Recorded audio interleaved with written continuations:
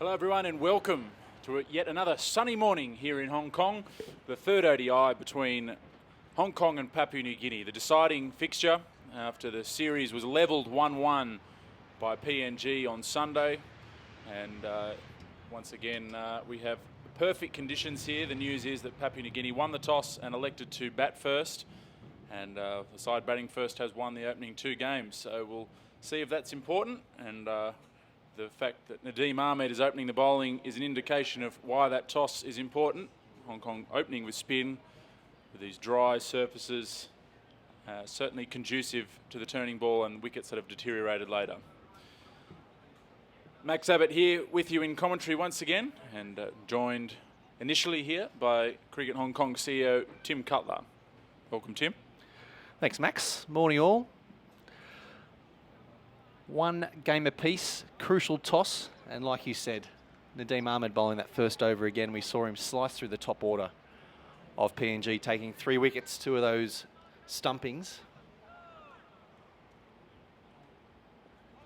Yeah, you can see Chris Carter there on screen. He's back in the side today for Jamie Atkinson, who's unavailable due to work commitments, which is perhaps not something that every ODI nation has to concern themselves with, is what their players do for work. But it's a bit of a blow for Hong Kong not having Jamie Atkinson available. But just about to have the first ball here. Nadeem Ahmed to Tony Ura.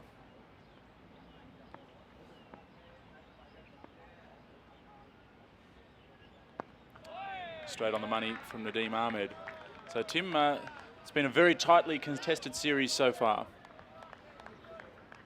Absolutely, and I think that's what everyone was hoping for from these two teams, especially with PNG's recent results against Namibia. Nadeem Ahmed just searching for that turn there, and a quick single there into the onside with the Zaz Khan vice-captain fielding. That's been what Papua New Guinea have done better than Hong Kong so far in the series. They're running between the wickets. They've looked for those little singles, taking the pressure off themselves. It's an area that, after speaking to head coach Simon Cook after the game on Sunday, he was very keen for his side to improve on, and something that they'd spoken a lot about. Absolutely, the energy of the PNG team, especially in the fielding circle, but all over the field, and also their running between the wickets has been a huge advantage for them in this series thus far. It's Vani Morea on strike, looking for a little single as well there to get himself off the mark, but covered off by Hong Kong. Oh, absolute peach of a delivery from Nadeem, and you can see that just like in the first and second ODI, we've got plenty of turn in the surface. This is the same wicket that was used in the first match, where Hong Kong made 270 and dismissed PNG for 160 odd. That one just sliding through to keeper Chris Carter, who's come in for Jamie Atkinson, as Max mentioned. And we've also got one other change. Kyle Christie out of the side, replaced by Wakaz Khan. Oh, big appeal there. That thought it might have struck on the foot. We might try and take another look at that. End of the first over. It's 1 run without loss.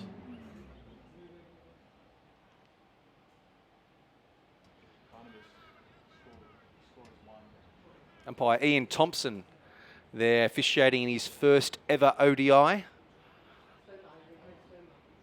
Giving that one not out as we take a quick look at the replay there. Did strike him on the full and before the bat.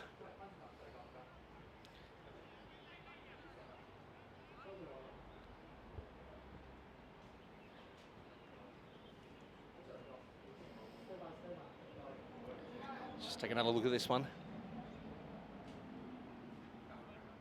Oh, just on the toe in line, perhaps with off stump. Maybe sliding down. Yeah, but tough Nadeem, to give that one surprised out. Nadeem didn't appeal. Tough for an umpire to give that out, just jamming into the toe. As I mentioned, Ian Thompson, originally from Australia, but made Hong Kong home for over a decade now, officiating his first one-day international. So it's great to see experience and reward for some of Hong Kong's best umpires.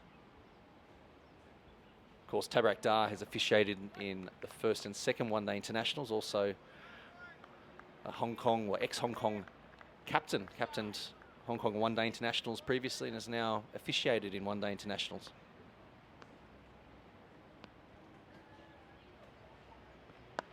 Tanvir Afzal here, opening the bowling.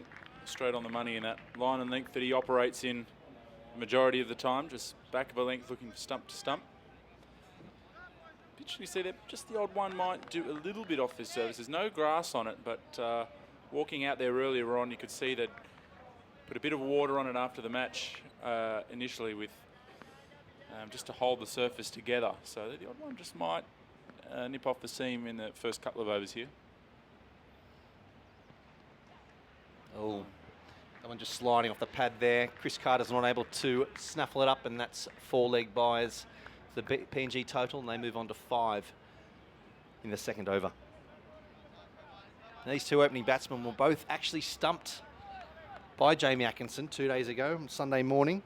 2 great deliveries as well by Nadeem. We saw that first one in the over go past Tony Ura's bat. Eerily similar.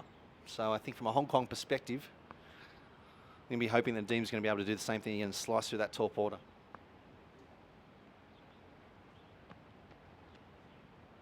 Wayward from Tanvir Afzal there, way down the leg side. That'll be a wide. Just got to get his radar on here. You don't want to give away runs. I think it's going to be a tricky surface to chase on, so Hong Kong can't afford to. Well, they couldn't chase 200 the other day, and I'd suspect they won't be, while they would have been disappointed with their batting performance, they won't want to chase much more than that today. No, I guess you always got to wonder whether it's in the back of their minds it needs to be under that 200 mark.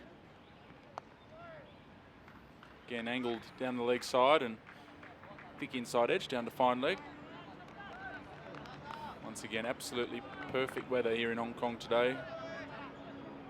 27 degrees and sunny. That's the maximum temperature later today. Encourage anyone in Hong Kong to come down. You've either got a Tuesday off or they don't feel like going to work. Bit of a sniffle in the morning. Yep. It's better from Tanvir Afzal. Yeah, much better line. Tanvir with that natural in-swinging action that he has. Just think he's been a bit wayward this first over again. Very uncharacteristic for ex-skipper Afzal.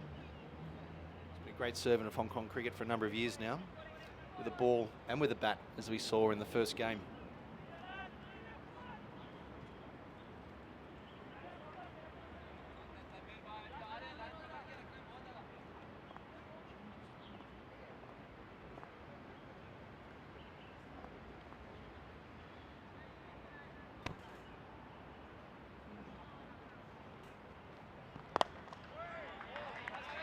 See, Chris Carter already up to the stumps.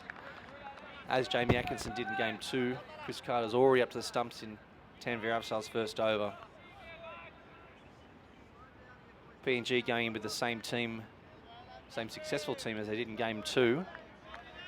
And of course Hong Kong with the 2 changes. Kyle Christie makes way for Waqaz Khan, and Chris Carter behind the stumps is in for Jamie Atkinson. That's wide from Tanvir and absolutely dispatched square there.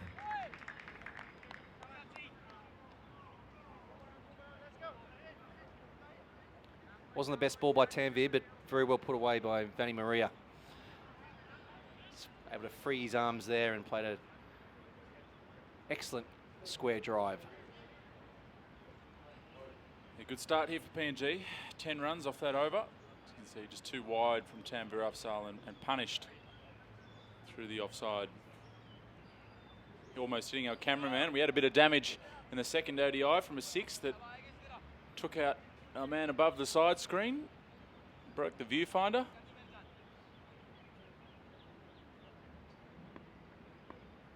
Nadeem Ahmed to continue here.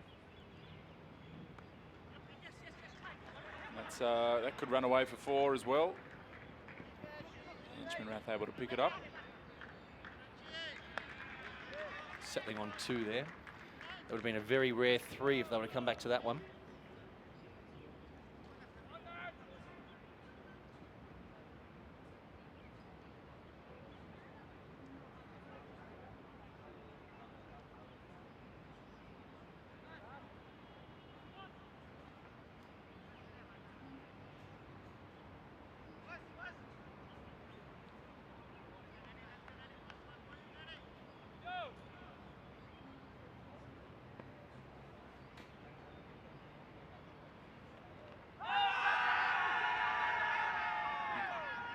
Ian Thompson called into action for the first time there. The umpire on debut in one-day internationals. And we will try and take another look at that. Leg bye is given.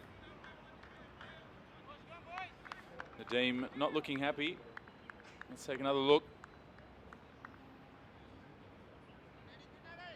Oh, just angling. Is it doing enough? Close. I don't know. There's a decent distance there between the pitch of the ball and the pad there.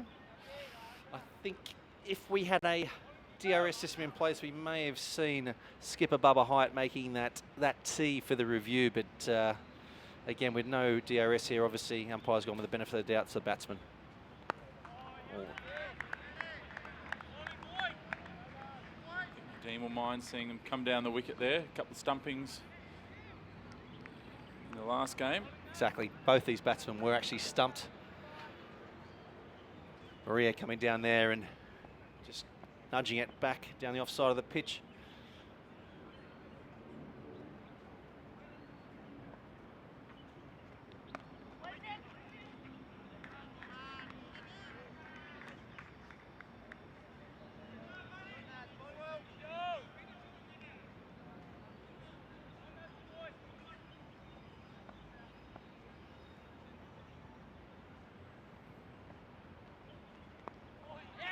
Just to the inside edge of the bat there. Quick single down to short fine leg.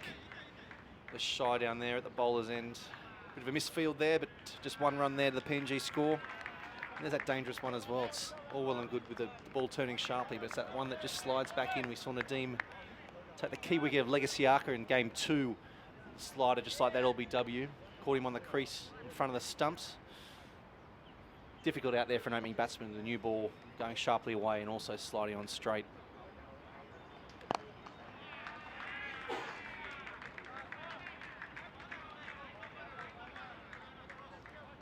Good to see Bubba Hyatt sprinting around for that ball there after having a few groin issues. 4 runs from that over. So PNG will be happy with this start, 15 without loss.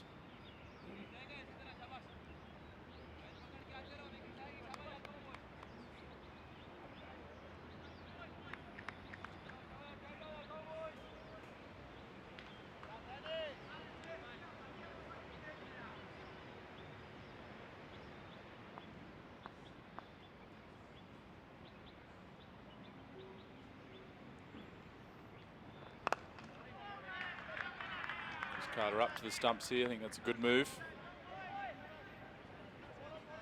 LBW and bowled, real key mode of dismissal for Tanvir Afsar. I've seen it on so many occasions.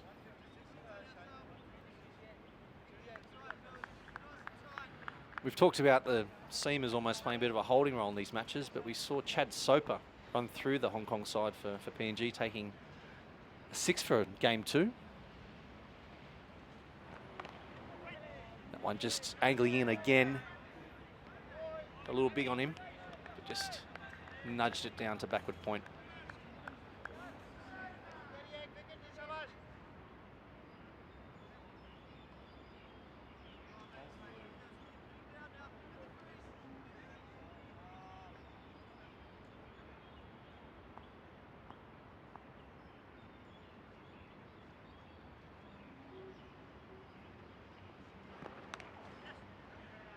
Wide down the leg side there, and well done to Carter there. He saved 4 runs. Never easy staying up to the stumps to a seam bowler anyway, and he's done well there to launch high and to his left. Just the 1 wide there. 2 wides, I should say. Obviously 1 wide and 1 run.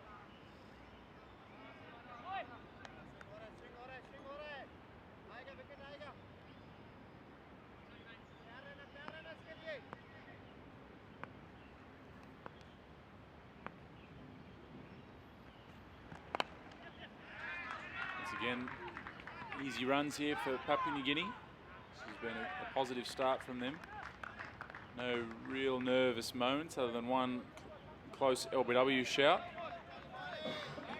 Managed to put away a few freebies from the Hong Kong bowlers.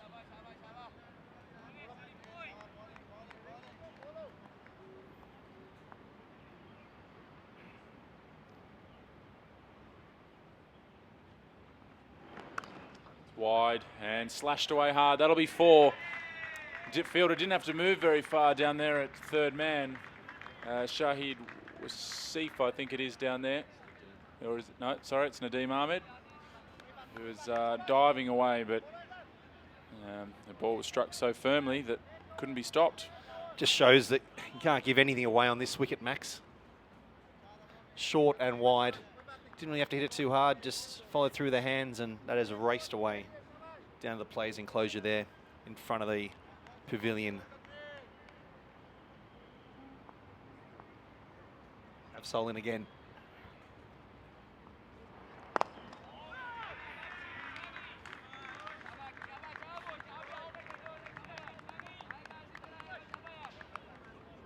Hasn't quite been his normal accurate self here, Tanvir. I know he likes to get through a few overs up front, but might almost be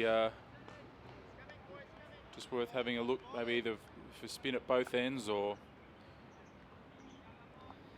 perhaps Zaz Khan, who bowled quite accurately in the second ODI. Normally so reliable, Tanvir Afzal, and it's really only been the 1 or 2 deliveries each over that have spoiled his figures. Hong Kong might need to just keep things mixed up on this surface. Definitely agree with you there, Max. Hong Kong have 30 good overs of spell out there. Nadeem Ahmed, who of course we're watching here, opening the bowling, class bowler with great numbers for the last decade for Hong Kong after making his debut against Pakistan in one-day internationals, taking 4 wickets back in 2008 in the Asia Cup. But we've also got Ehsan Khan and Anshuman Rath, another left-hand spinner. Just probing away there, hoping to get that one to turn across. Tony Ura there. But I think that maybe left arm spin from both ends with the 2 right-handers. Oh, it's very, very close. Oh, wow, that's a big shout. Oh, wow. I thought that was pad first, just watching it live. We'll bring it up again. Very, very close, I think, Max, there. And even a bit of a wiggle of the finger of umpire Thompson there. Yeah, I think that was definitely pad tough first. Start in your ODI debut. Well, I guess you can give benefit of the doubt, but one of those ones maybe you're thinking probably pad first, but are you sure?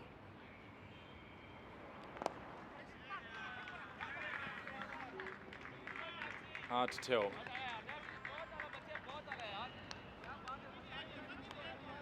Very, very close, that one, Max. All the hallmarks of that pad into bat. Nadeem's going to count himself very unlucky there.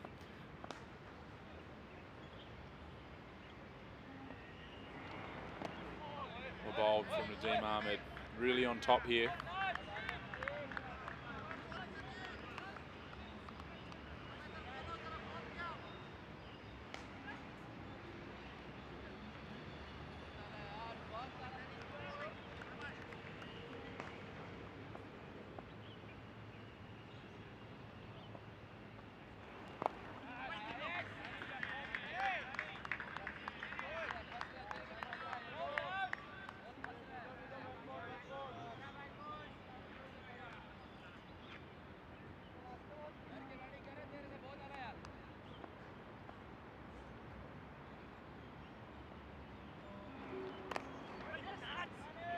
That's a good shot. Dean just giving a tiny bit of width. And Vani Maria just capitalising. So another boundary for PNG. They're off to a good start here. 27 without loss.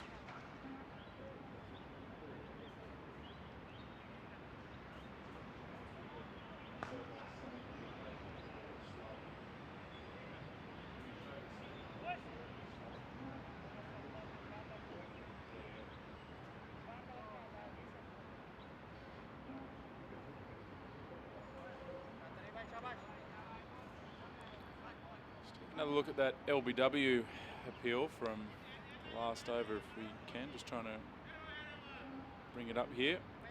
Trying to see if we can slow it down a bit. Well, we got a bit of time in between overs. Not that we be too harsh on him. Thompson, only his first game, he's had a couple of tough calls to make.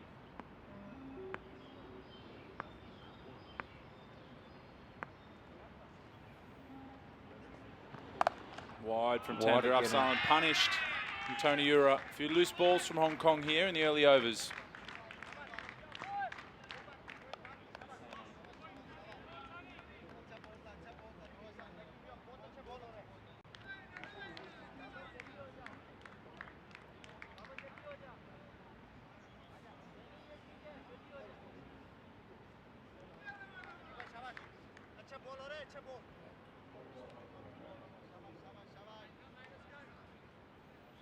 So this is a good start here for Papua New Guinea, and I think Hong Kong just guilty of a few loose deliveries.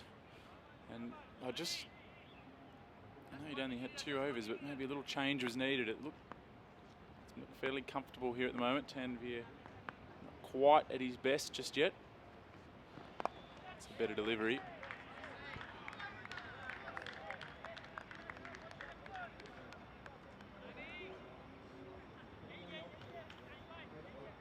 Have a look at that LBW from last over. Yeah, I think we can slow it right down here, Max, and just have a really good look at it.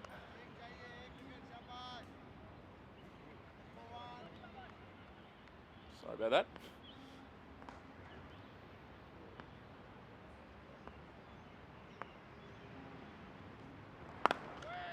Back down the offside of the wicket there for no run.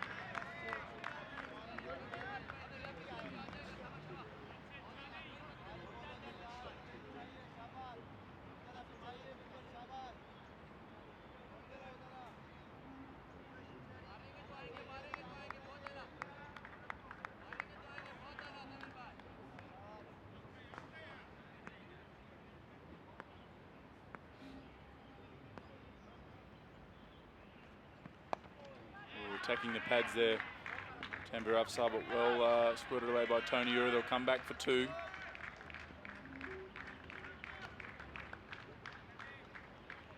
PNG just turning over the strike well here. Not too many dot balls early.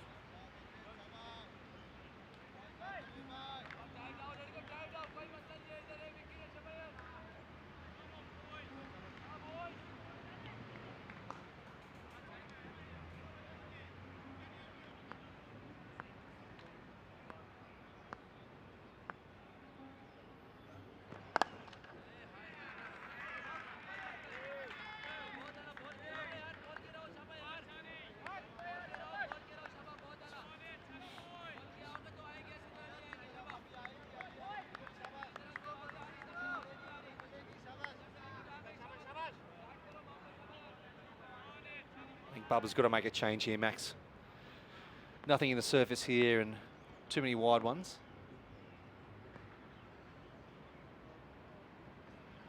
Oh, that might have been just angling down leg.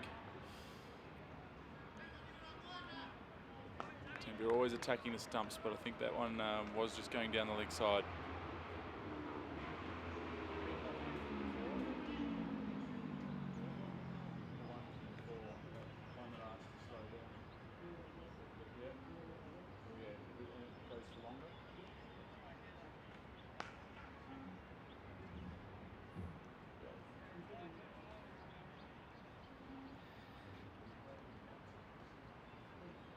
Look, yes, is that? Yeah, I think as we slow that right down, we can see that pad into bat coming back down the wicket. Nadeem Ahmed now back on for his 3rd over.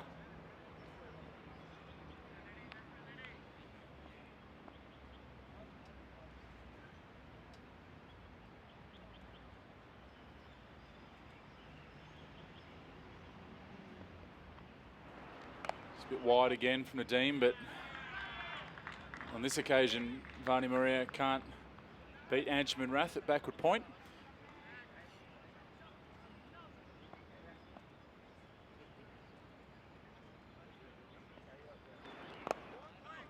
It's well bowled from Nadeem Ahmed. This is something possible, a dot ball I'm always impressed with PNG. That we've spoken about it a few times. Vani Maria just looking to take the pace, soft hands, looking for a little single in the ring. It's good intent. You've got someone like Nadeem bowling as well as he is, with as much spin that there is in the surface. It's a very safe way to play while still looking for runs.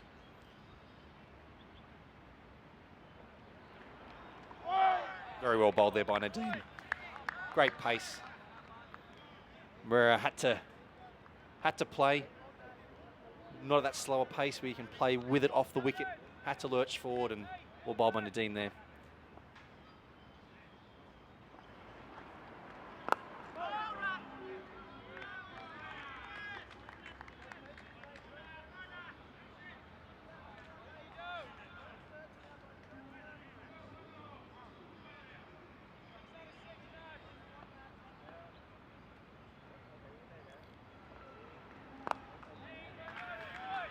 Rock solid from Vani Moreira.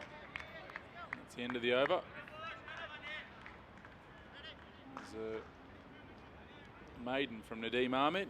That's what Hong Kong needed to try and build a bit of pressure. It looks like Tanveer is still going to continue.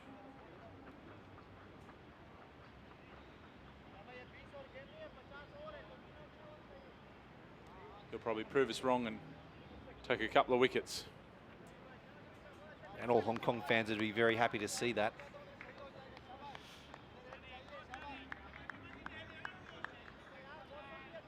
Nadeem Ahmed now 4 overs, 1 maiden. No wicket for 9. Tanveer into his 4th over. No wicket for 19.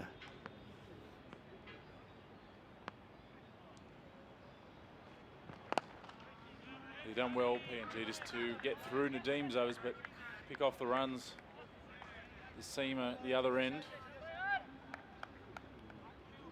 I think that's been it through this entire series, Max, that it's all about patience. You don't need to push it. Yep. On a wicket like this, a ball doesn't have to be too far away from a good area for you to be able to take advantage and hit it through the gaps here on this lightning fast field at Ting Kwong Road with not huge boundaries. It's a nice shot for no run. You can see Anshuman Rath doing a few stretches at backward point. He has figures of 3 for 22 and 3 for 28 so far in this series, so I'm sure you'll be keen for a bowl, and perhaps Bubba Height might look to just hold Nadeem Ahmed back after his 4 overs up front. Oh, it's well stopped. Direct hit is out. Oh, Oh, not a very good throw. Ehsan Khan there fielded well to his right, but throwing from his haunches just wasn't able to get the throw down. It's gone a good couple of metres over. Bavuma might have made the run out. How good was that, Max? It's a remarkable run out in the Test match. David Warner has to be one of the quickest men on 2 legs on a cricket field in world cricket. And Bavuma's, what was it, what did they see, 0.3 of a second or something? Yeah, and feet above head when throwing the ball. That's a great delivery. That's a lot better from Tanveer. Just a little bit of leg cut there. With that in-swinging action that he has, you just got a little bit of leg cut action. That's the first one we've really seen move off the straight off Tanveer today. The back end of his 4th over.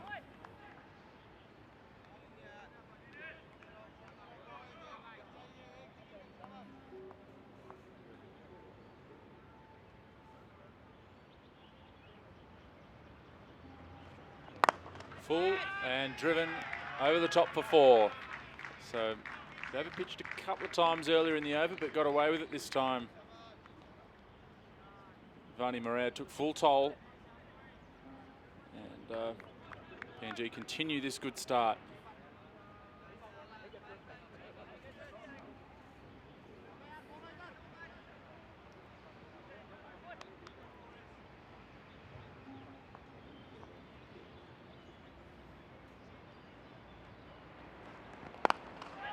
Up again, this time just defended from Vani Moreira.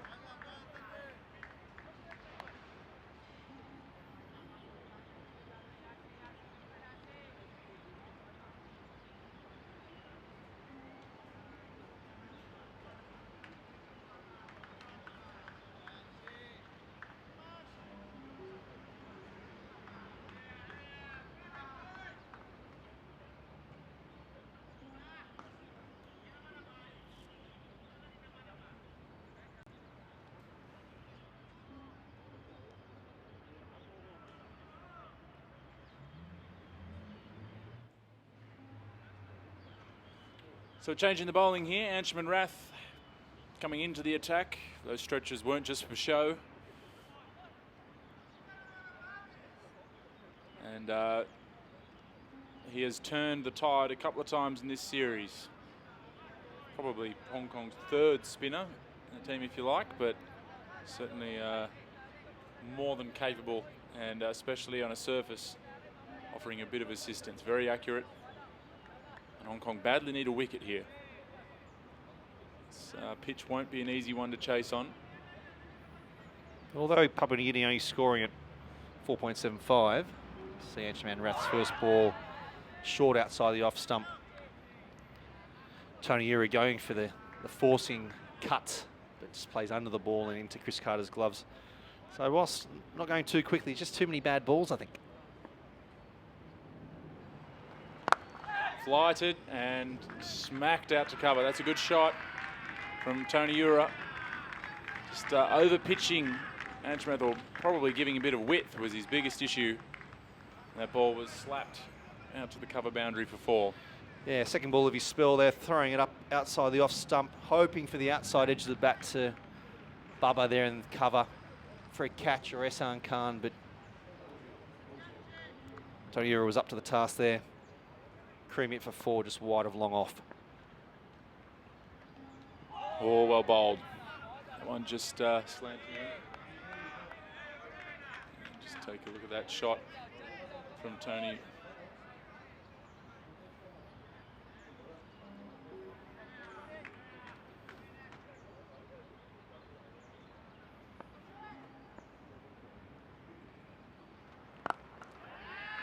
Ball ball by Anshuman Rath.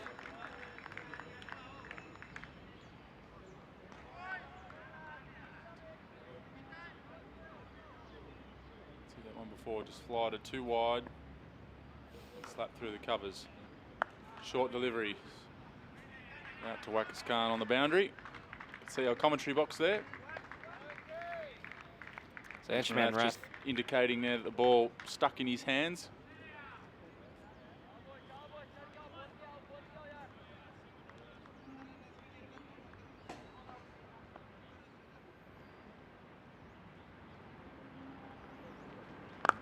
flop. Wide, and Vani Maria can't do what Tony Ura did earlier in the over and smack it through the covers. This is a fantastic start from Papua New Guinea, 43 without loss after 9. And there is going to be a change here at the other end as well, with Azaz Khan replacing Tanvir Afsar. I think this is a good move. Yeah, the vice captain taking the ball in his hands there. So from Hong Kong's point of view, he can not only put some brakes on that scoring rate from this end, but also pick up 1 or 2 wickets here, which Hong Kong dearly need. Anshuman Rath, 9 one-day internationals with a high score of 97 and an average of 36.66. Good numbers there. Then you look at his bowling. 9 matches, 11 wickets at a great average of 12.9, economy rate of 3, a strike rate of 25. They're not bad numbers, are they, Max? Yep, very handy indeed. And although he says his playing role as a wicket-keeper batsman there, which is interesting. Former keeper, is he? Yeah, former keeper in his junior years, being in Hong Kong and also at Harrow School. He's, of course, now very much entrenched in the Middlesex system. Batting high up in the order. I think he either opens it in or bats 3 for Middlesex 2s, and we hope to see him play first-class cricket this year as well. But definitely bowling a lot of overs these days as well, and you can just tell by looking at his numbers. This day average 12.9 with the ball as well. Well, they're all those one-dayers. A little bit of swing there. Yeah, haven't seen that in pretty much 2 games and 9 overs so far. But we've seen this the first one swing in the air there from Azaz Khan. Even with his first-class averages there, Anshuman as well. Only played the 2 games, being the 2 I Cup games, with an average of over 40 with a bat and under 16 with the ball. Huge future.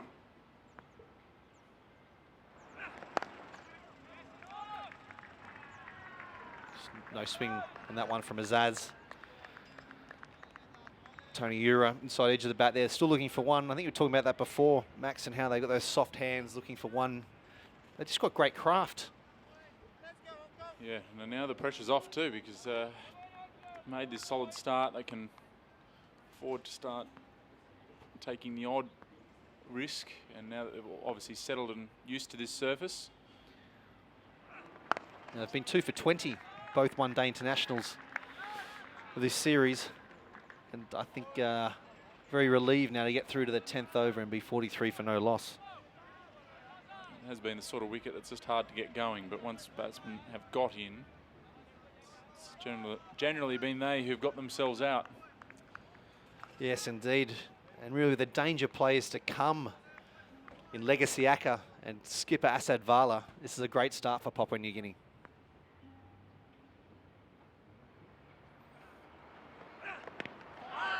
Just off the pad there for a leg by. Eshan Khan fielding, running around just behind square leg. Papua New Guinea move on to 44 in the 10th over.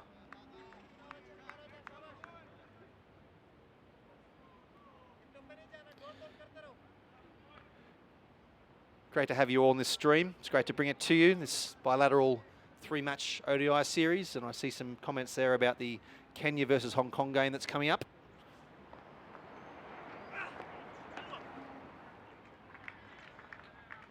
That'll be, of course, on the 18th and 20th of November, played in Nairobi. Crucial clash there for the World Cricket League Championship. If Hong Kong are able to win those 2 games, they move up to first in that one-day competition on that pathway to the 2019 World Cup.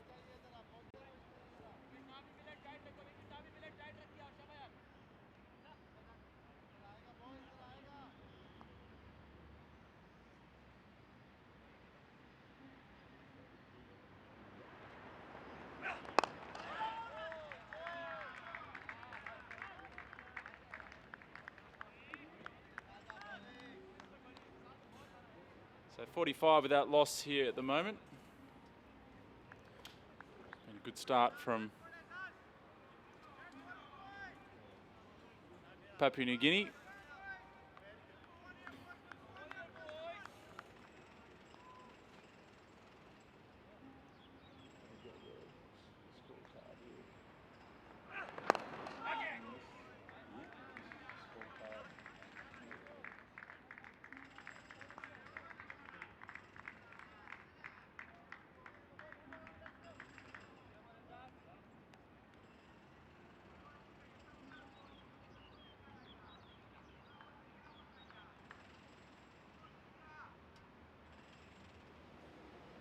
So 45 without loss after 10 overs here. A good start for Papua New Guinea as Bubba Hyatt speaks to his bowler, Anshuman Rath there, trying to come up with a plan to get these opening batsmen out. And Tim Cutler has made his way out of the commentary box to talk to actually a special guest out there, an Australian canto pop star joining us in the crowd today, Gregory Rivers. Well known in these parts in Hong Kong, but in his place, welcome for the first time to the commentary box, Peter Robertson. Peter, welcome. Thank you. Nice to be here with you. Anshuman Rath here to Tony Ura. Wide delivery. So you've been a keen follower of cricket here in these parts for a while? Much keener follower than good player, I have to confess, yeah. Loved cricket all my life.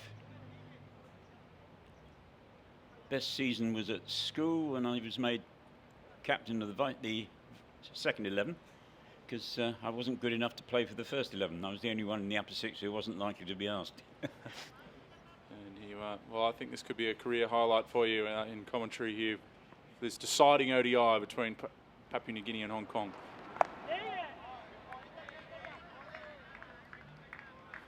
The wicket has suited the spinners so far in this series. Yeah, I was surprised to see both sides opening with spinners on Sunday. I've always reckoned, always give your fast bowlers a couple of overs at least at the beginning of an innings. But there we go. Nadeem Ahmed 3 wickets in the first 4 overs. I guess he had you eating indeed, humble pie. it was justified. It was justified, yeah. And, of course, the spinners did most of the damage on the first game on Friday, as I believe. Yep. Nadeem Ahmed had a couple of close shouts for LBW this morning, not given.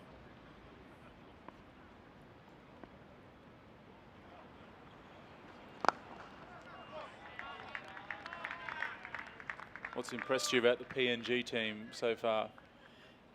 I thought they had the edge on Hong Kong on Sunday in their outfielding. They showed a bit more zip. They were more keen to come to the ball from the outfield rather than Hong Kong, who let the ball come to them, I felt. And another example of an area where they've had an advantage, the running between the wickets, picking off singles. Indeed, their running was good.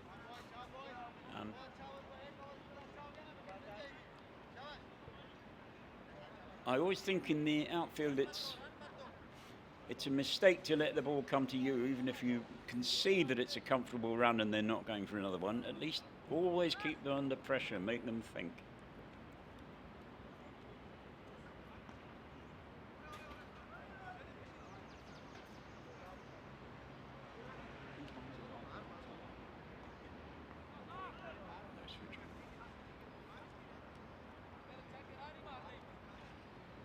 So Azaz Khan need to continue into his second over. Just went for the one run in his first over. It was a good one from Anshuman Rath before, just the one run off it. So the last 5 overs, only 13 runs scored, so Hong Kong starting to just peg PNG back slightly. It's guided down to fine leg for a single by Tony Ura. Any what sort of total would Papua New Guinea be looking for here, do you think, Peter? They might well be happy with the sort of total they got on Sunday. If they can get over 200, they'll obviously aim for more, and with this sort of start, they should be looking for probably 250. What do you think, Max? Short ball, top edged, but that will be 6. So we saw Azaz Khan employ this tactic a few times in the Sunday's game and had a catch dropped on the boundary that went for 6, but that was just a top edge off the bat of Vani Morea and carried all the way over that short boundary just behind him. Probably only, what do you reckon, Peter, about 40 metres behind him there to the boundary? About that, I would guess, yeah. This is a great start here from Papua New Guinea. I think you're spot on there. They'll be looking at that 250 mark. Again, backing, good batting, 6 runs, and then good running between the wickets to pick up another couple. Now, I think 250, Hong Kong won't want to chase much more than 200 from what they failed to reach out. Indeed, on they Sunday. won't. What they desperately need now is a couple of quick wickets.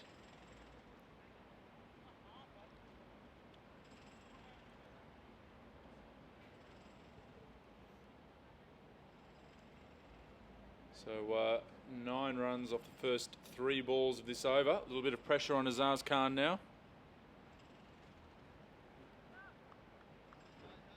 He's got the man out there at deep square leg for the short ball.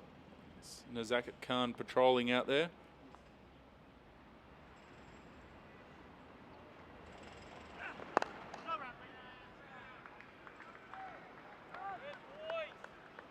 Sort of wicket for a seamer where you just got to be patient.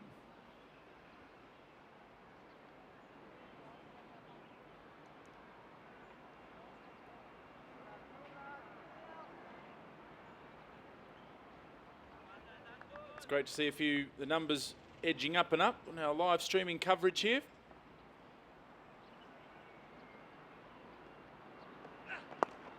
To encourage, if you're enjoying our live broadcast and a fan of Hong Kong, Papua New Guinea, associate cricket, do share our stream on social media. Get the word out there.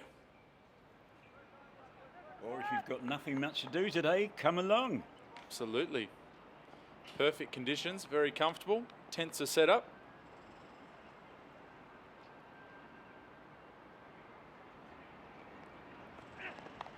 Oh, edge. Another edge. Oh, well stopped. Well taken.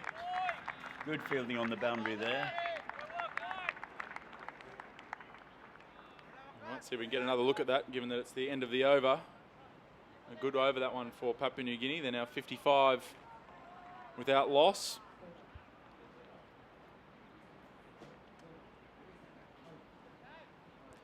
Just take another look at that last delivery. So it's kind of just slightly short and wide, and then this piece of fielding here. Oh, not bad. Yeah, I think it moved out a little away from him, didn't it? Yeah, As perhaps well as just that. slightly, and then great piece of fielding down on the It boundary was there. indeed. It was Wakas Khan down there.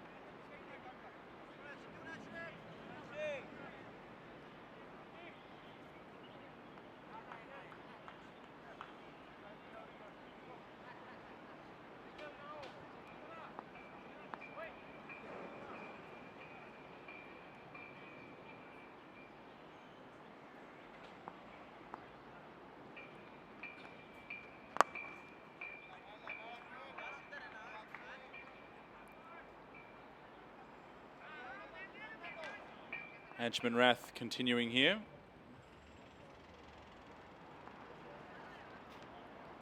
All bowled.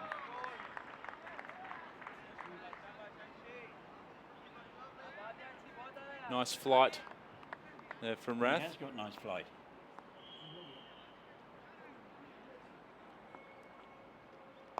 Oh, Just trying to tempt the batsman into indeed. something there. He nearly did.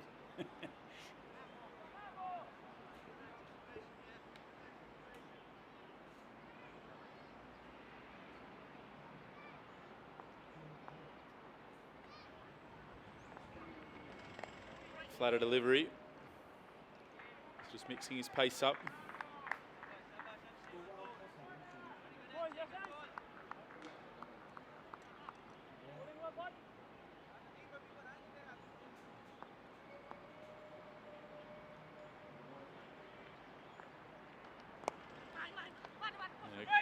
Oh, mix up, should be a run out, and is out. Well, we've been talking about the good running between wickets from Papua New Guinea, but on that occasion, a mix-up. I think it looked like a pretty tight single. It did. And Vani Marais sent back Tony Ura, and the first wicket falls. Papua New Guinea 56 for 1. We'll just bring up a replay of that one. But it's a vital wicket for Hong Kong.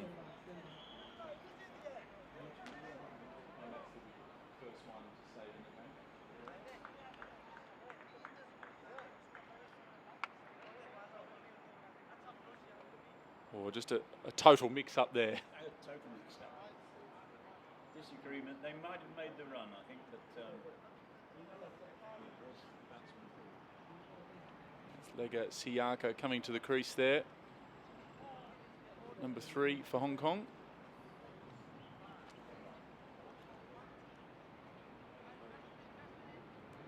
I think our streams has gone offline.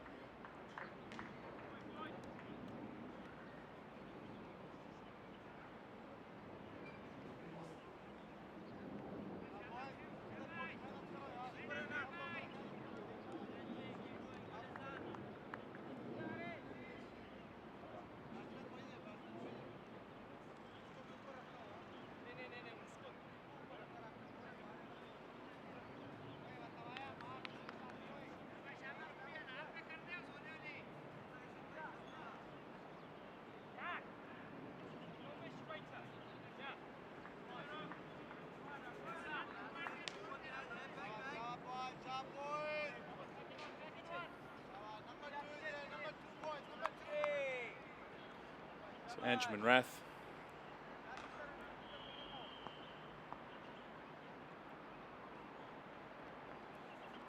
Still Vani Marais on strike. Legacy Arca, the new batsman, the non-striker. I guess a successful over in the end for Hong Kong, but mainly thanks to Papua New Guinea's generosity. and a bit of smart fielding, I think, although we didn't quite catch it on screen here. It must have been a bit of smart fielding and good throw. Yeah, it was, I think, Ehsan Khan in the ring who was able to pounce on a delivery.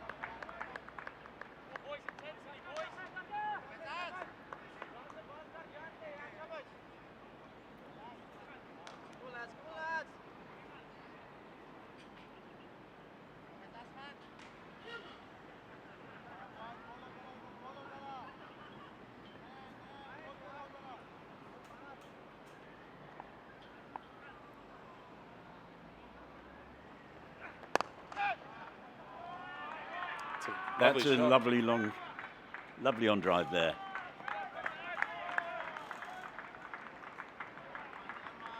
All the way for 4.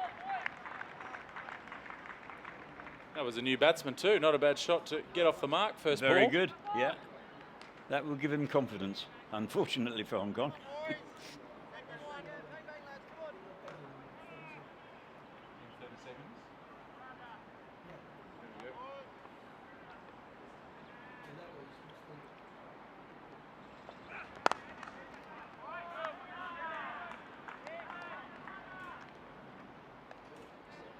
That's another nice shot, but unfortunately for New Guinea, for no run.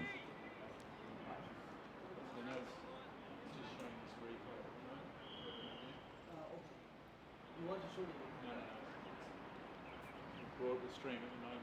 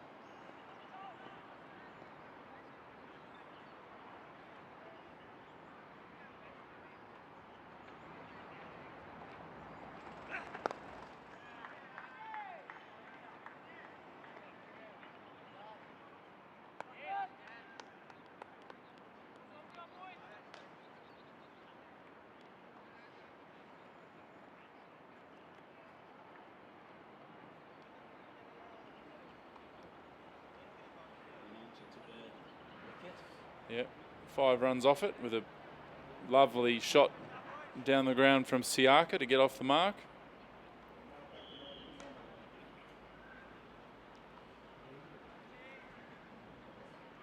Do apologise for the temporary cutout we had in our coverage there. We're back live now. Always, when relying on the internet, there's always a chance of something happening. There is indeed. Where I live, there's always a chance of nothing happening. That's right. No, it has been fantastic, though, bringing this coverage all around the world. So we had 16,000 tune in. That's good to hear. And 42% of those in Hong Kong as well. So Good. A good solid following, people tuning in to see the Bauhinias go around.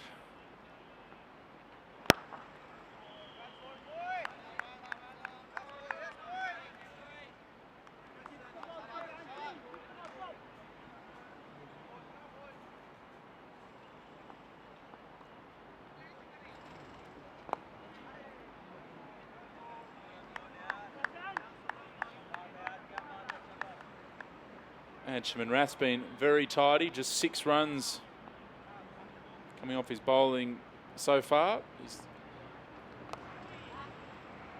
bowled 3.4 overs, building pressure. He is indeed. He's going to get a wicket again sooner or later, I think, by frustrating the batsman. Not with that ball, though. Yeah, just hit out nicely to Nizak Khan on the boundary there. By Vani Morau. Brings Siaka, the new batsman, on strike. Hong Kong will, well, they would have looked to attack if it weren't the end of the over.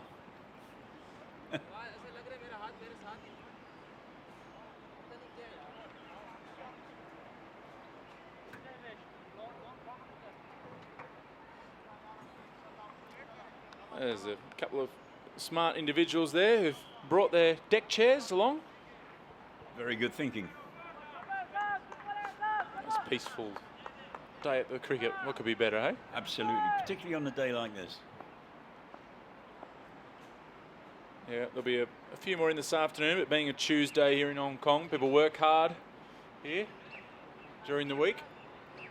Won't be as big a crowd as we had on Sunday.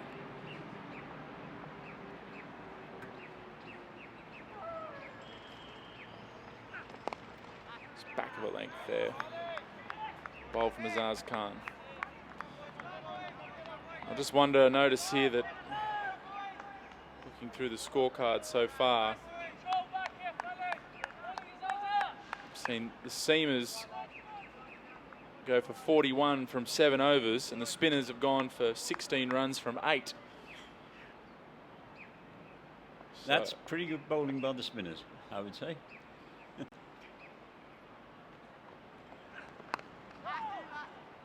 Just wonder whether it might be worth having spin at both ends. It probably would from this point on. Maybe we'll see a change in the bowling shortly.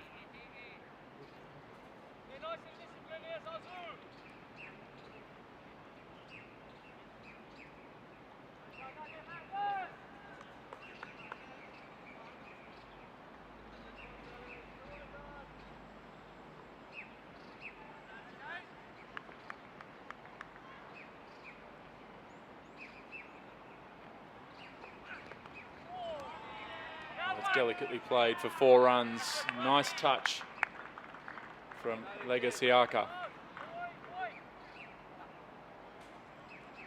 Pretty good shot, that one. It was indeed, yes. He read it well and played it well.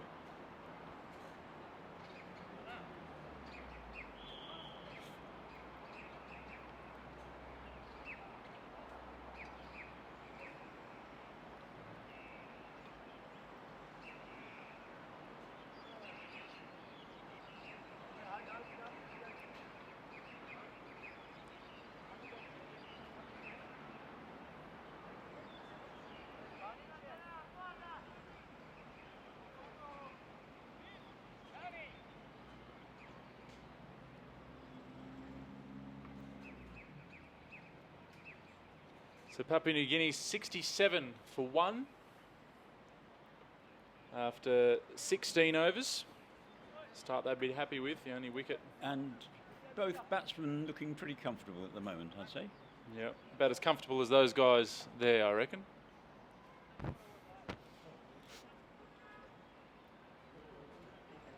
Oh, look at that. That's Hong Kong for you, isn't it?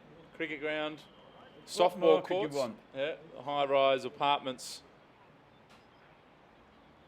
in the background there. It's a terrific setting here in Hong Kong. It's always no matter how long you've been here, it still blows your mind sometimes. The scene down on the Victoria Harbour, all the high-rise buildings. And we've also got plenty of beautiful countryside here too. If you like walking, it's a great place for hiking. How many years have you lived here, Peter? I've been here for 24 years now. All but a month. Yeah. No, I beg your pardon, all but a week or so. Yeah. just coming up to my anniversary.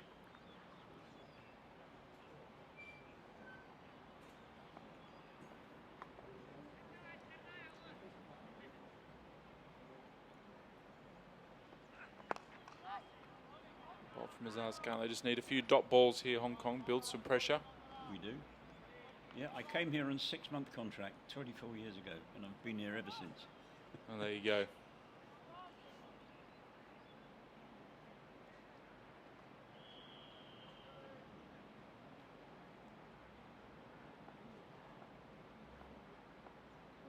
Just had a comment there from JP asking to show the building. We will try and do that for you.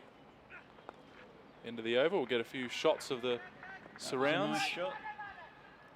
Not quite making 4.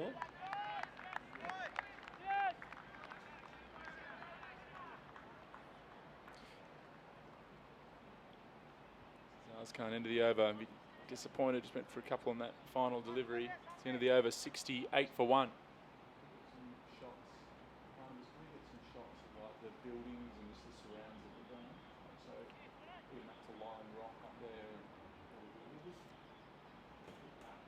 Going to try and bring up some shots of the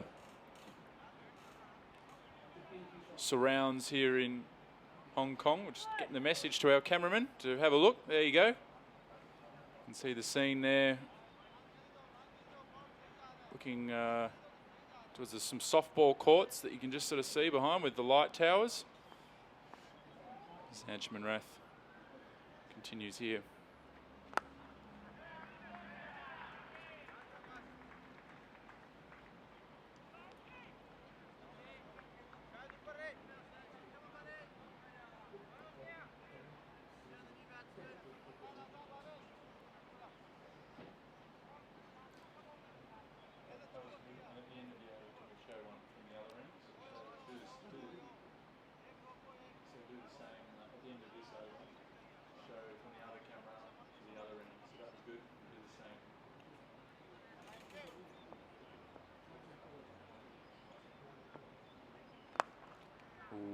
Almost a leading edge there.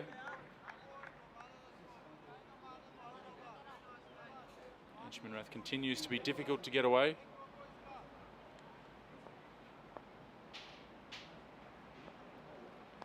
Goes for the big shot.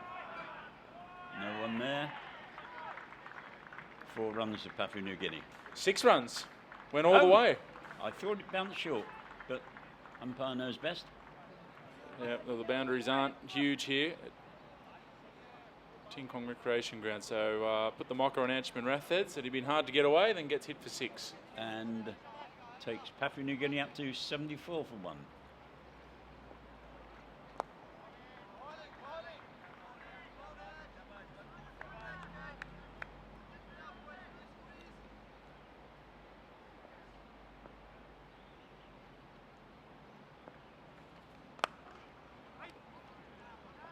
Well stopped.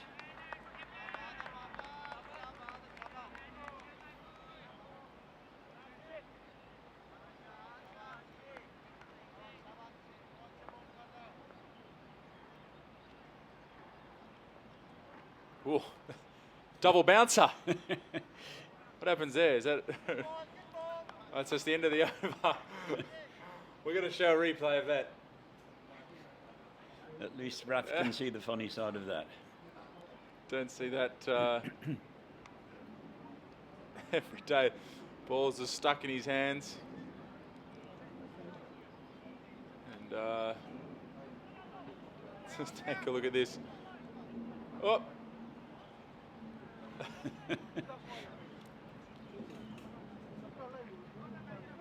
We are going to see a change of bowling. It is spin at both ends. Yeah. Nadeem coming on. Well, the 4 overs already, none for 9.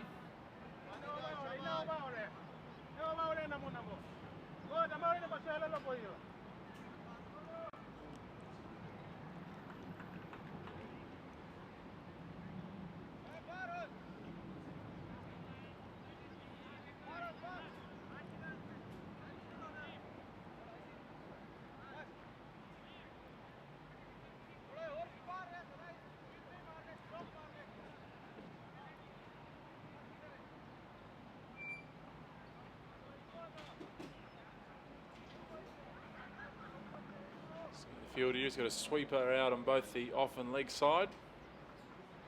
Slip in place. Straight on the money.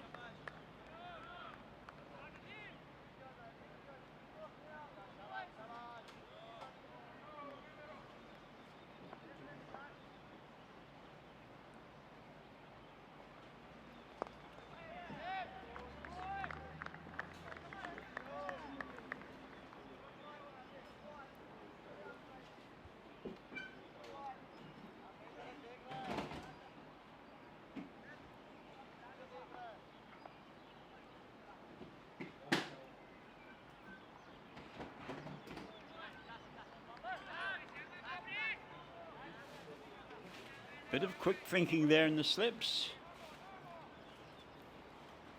Could have been a wicket.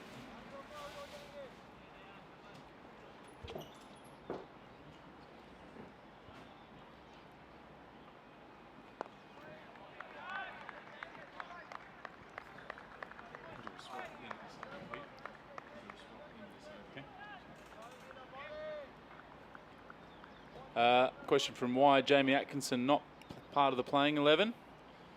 I can tell you that he is a teacher. And today being a Tuesday, Right. means he has to teach.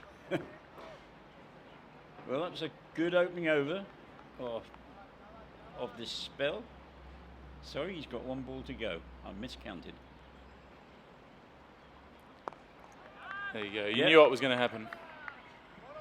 It was a maiden for Nadeem. Good bowling.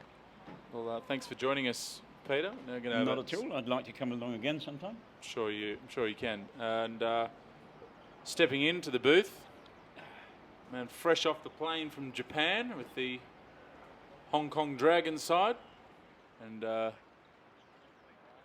man, heavily involved in the cricket scene here, James Chan. Hi Max, thanks for having me. Pleasure. Enjoy Japan. Yeah, certainly. I think it's my second time there. The first being last year for the formerly now known as the East Asia Cup. It was an interesting experience. Not quite the results we wanted, but you know, I think it was a good learning experience for some of the guys who, it was their first time touring with the representative side. So, yeah. Yeah. And James playing in the Hong Kong Dragons, the all-Chinese representative side. Well, that's up in the air.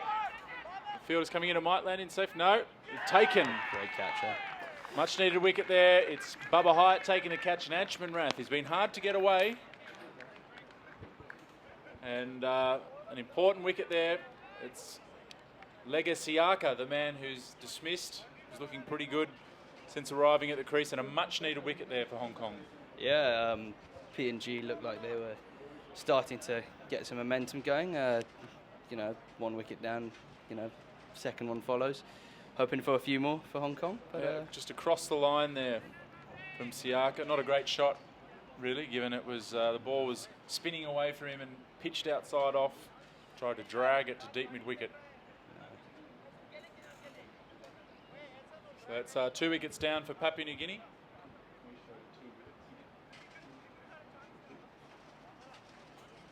And we'll try and bring up the wickets to fall so far as the players enjoy a well-earned drink, and one that'll be a little more satisfying for Hong Kong now that they've got that second breakthrough.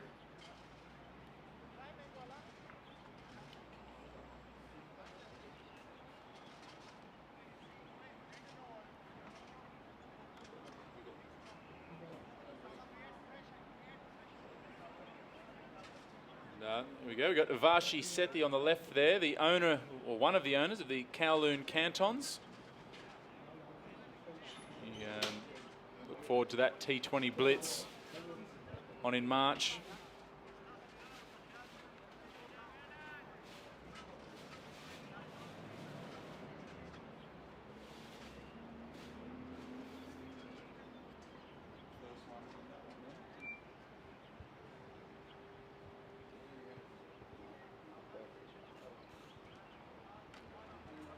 just want to give a birthday shout out to Hong Kong Dragon Siegfried Y, who's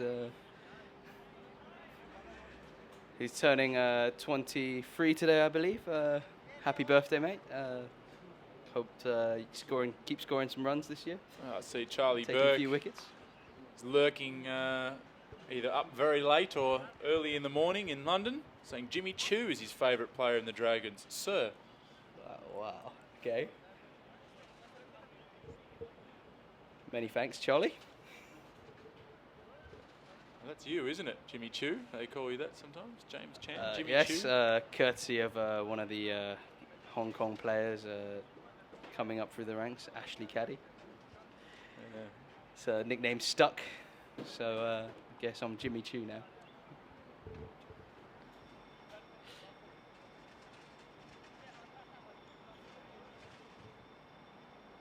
Yeah, 74 for 2. I think it's advantage Papua New Guinea, still early given how the surface will likely play this afternoon and be tough for chasing.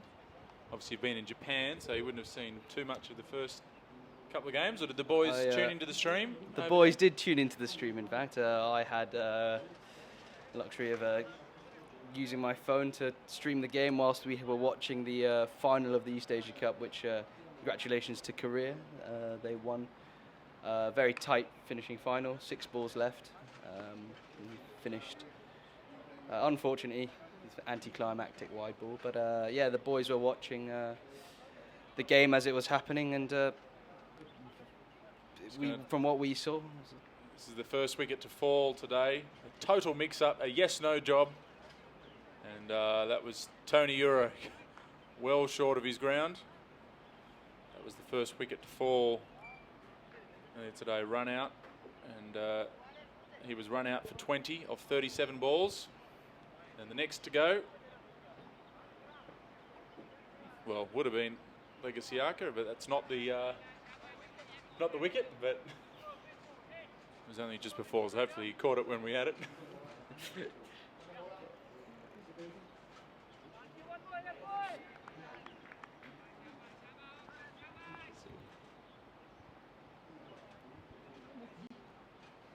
We've got Anshuman Rath continuing after the drinks break here. Almost.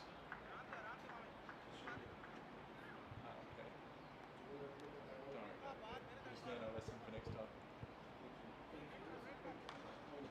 So keep it banked that. Correct it still now. So we've got the correct wicket there to show later. So that first one was right. And then the next break we have.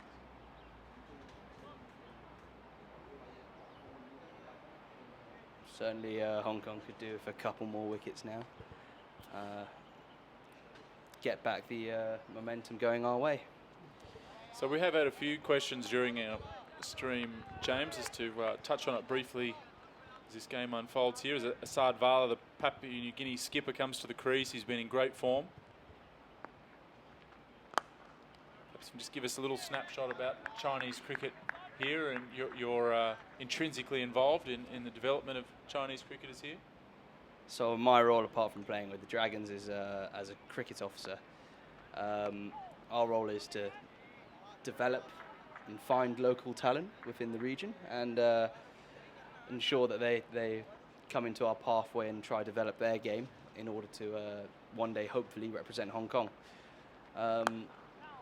Currently we have quite a large number of schools that we coach in, and the idea is that they come through the school system wanting to play club cricket, and once they get into club cricket they slowly move up the ranks, and hopefully they move up the leagues and go from Championship to Elite League, and then from Premier League into our national setup. Through the Dragons?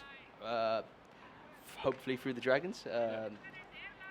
Hopefully we can, create the right environment for them to thrive in, and it's a long-term project, and I believe, we could see the next Hong Kong, the local Chinese Hong Kong-born cricketer in the next 6 years, hopefully. The game is slowly becoming more popular. I think certainly series like the PNG, Scotland last year, and events such as the Blitz help publicise the game in Hong Kong and helps our popularity with steadily growing crowds at these games, and slowly we see more and more Chinese get involved. Yeah, I love the way you're able to give us a number of 6 years. That's fantastic, James.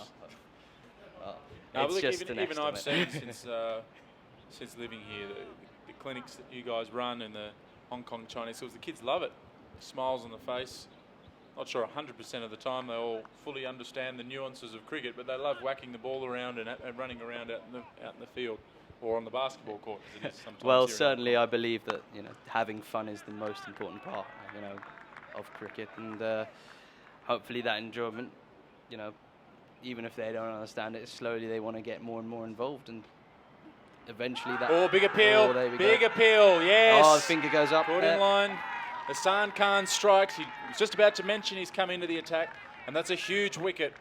Asad Vala, the PNG skipper, has been the main man for them so far, and looked pretty adjacent. And we will take another look. Asad Vala looks a little unhappy. He did have a stride forward, but I must say, watching it live, it looked adjacent. Let's take another look. Oh, He is a long way forward, but it's. But I think it's It looks like it's going on to hit middle, really. Yeah, I don't think that's got anywhere else to go Yeah. but middle stump there.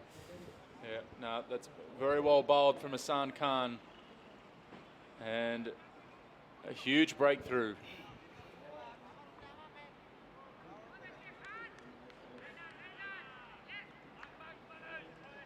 Certainly, I think momentum's coming back our way, and certainly the more wickets we can get, the more it helps.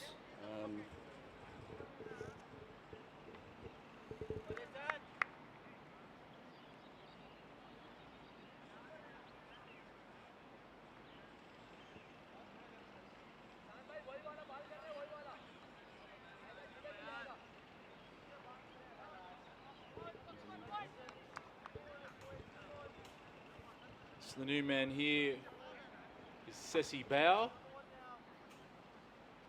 who in the previous ODI put on a little bit of a partnership with Hassan Vala, the man who he has just replaced.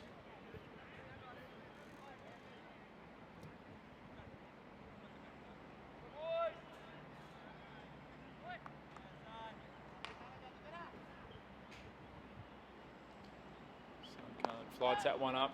It's well played from Bao. He made 40 of 49 deliveries in the last game, Sesi Bao. For Azaz Khan trapped him in front. Partnership of 78 with Asad Vala in the second ODI. It's a nice little quick single there to get off the mark.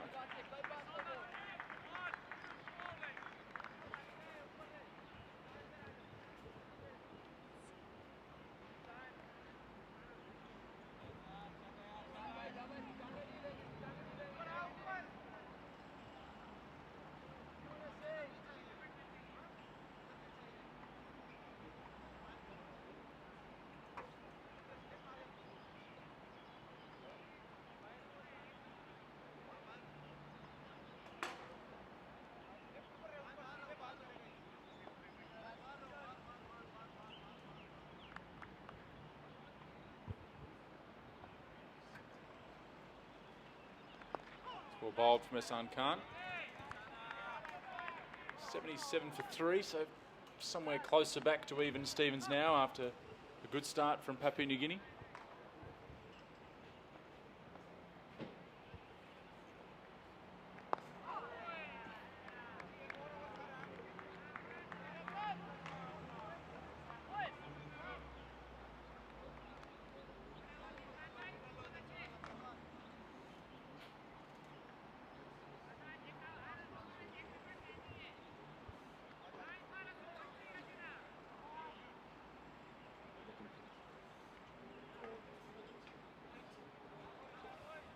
PNG 77 for 3. Ivani Murray, the opener, still at the crease. He's on 34.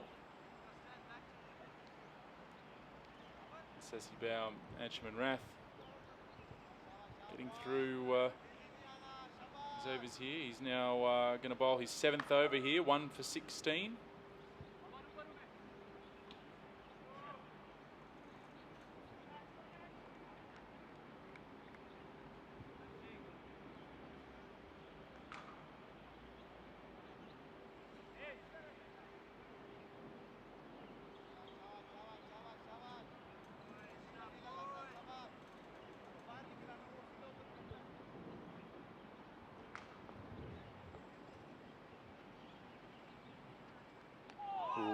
Very good ball. That.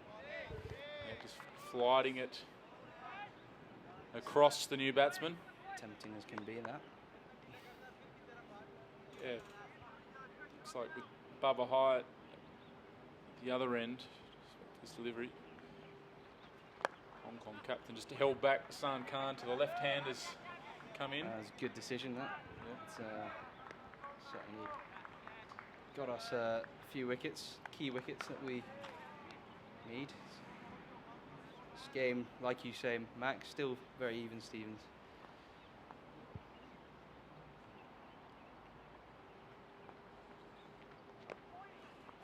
So how was the standard of cricket in that East Asia Cup with Korea, Japan, China and the Hong Kong Dragons? Certainly since our last meetings, the teams have overall improved in all aspects of the game. It's the first time Korea have been involved in the East Asia Cup. If I hear correctly, they train full time. They have full-time cricketers 5 times a week. What we've discovered is, yeah, they do in fact train 5 times a week, and they are fully contracted players. He's got him. There's a wicket. Anchman Rath, so a little collapse here. And I think that's bowled him in the end. Yep. Looked like it was going to be a stumping, but I think it's clipped the through top the of gate. off stump. And another wicket here for Hong Kong, 79 for 4. Yeah, I think certainly the momentum has swung back to Hong Kong. Certainly key wickets now falling. Let's take a look at this. And it's Varney Murad too, the opening batsman. That ball is spun quite sharply. Still not sure if it's stumping or bowl. One more time. As Dogadoo Bow comes out to the crease. Got the Bow cousins at the wicket, not brothers, as was pointed out to me. Right, okay. From the same clan in Papua New Guinea. I think that's bowled him. That looks bold.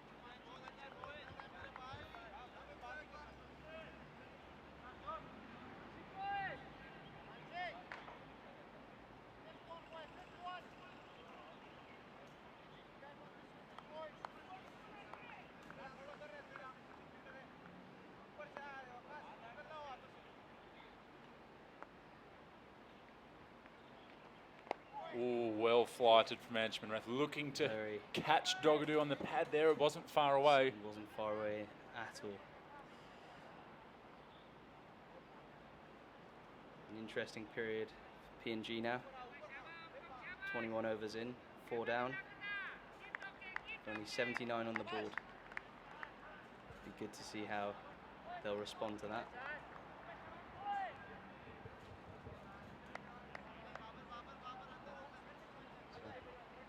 Very fortunate to see 3 wickets fall on my first ever commentary stint. Yeah, James, we will now be keeping you on for a marathon commentary stint for the remainder of the day, I think. No, I'm just kidding. 5 more minutes, then you're off. You've done your job. That's what the skipper wanted. Come on. Yeah. Just do my take a couple of strike wickets. bowler. Yeah.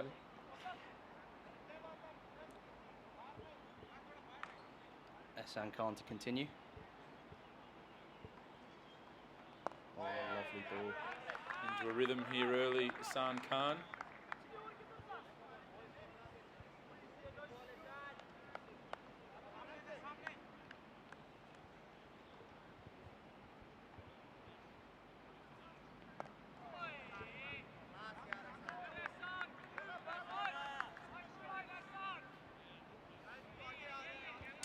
Brilliant stuff here from Hong Kong to pull this back after a fantastic start from Papua New Guinea.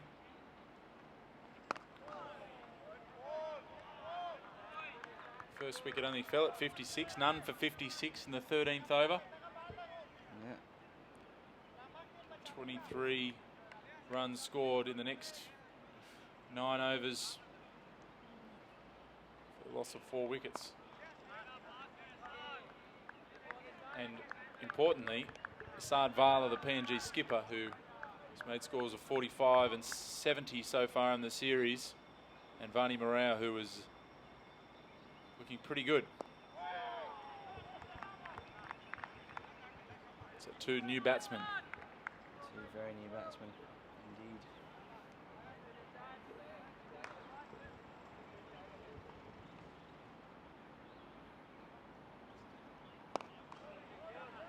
Yeah, Vani Morao made 35 off 68 deliveries. Another over quickly gone through by Ehsan Khan. He doesn't muck around. He doesn't muck around. Certainly our analyst, Chris Pickett, will be struggling to code that. Very, very fast, Ehsan. Captain's favourite, over rate-wise. Oh, I think even the spectators don't mind seeing the overs whip through quickly. They don't mind. Got the Kowloon Cantons, couple of owners there. And, looks like a couple of people turning up to the ground here on a Tuesday, chucking a sickie. Very impressive. Maybe the stream's turning people off throwing the sickie. They know they're going to get caught out in the crowd. Oh, I think that was an edge. Tough. Looked like a pretty significant deviation.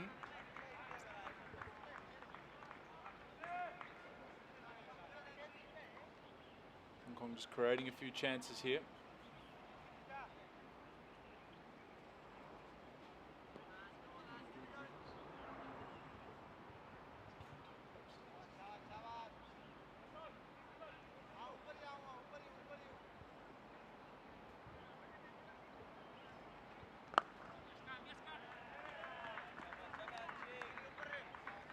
Bunted down the ground there from Sessi Bao. In with his cousin Dogadoo Bao. These two should have a good understanding out in the middle.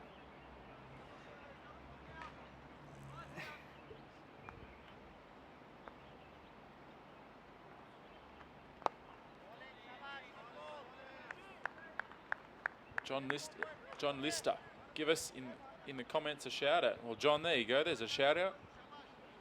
Thanks for joining us. You've been an attentive viewer for this series. It's well bowled by Benjamin Rath. Tight bowling here for Hong Kong.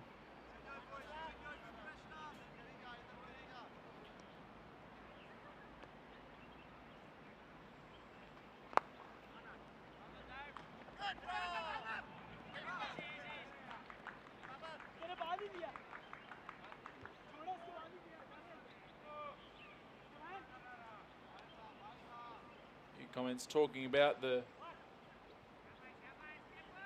pitch, and I must say that you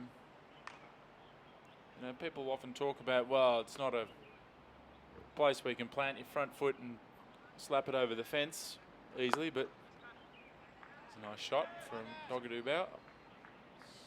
But I don't mind seeing a turning track, seeing the spinners. It's good entertainment, seeing the spinners being Certainly, able to come I into think the game.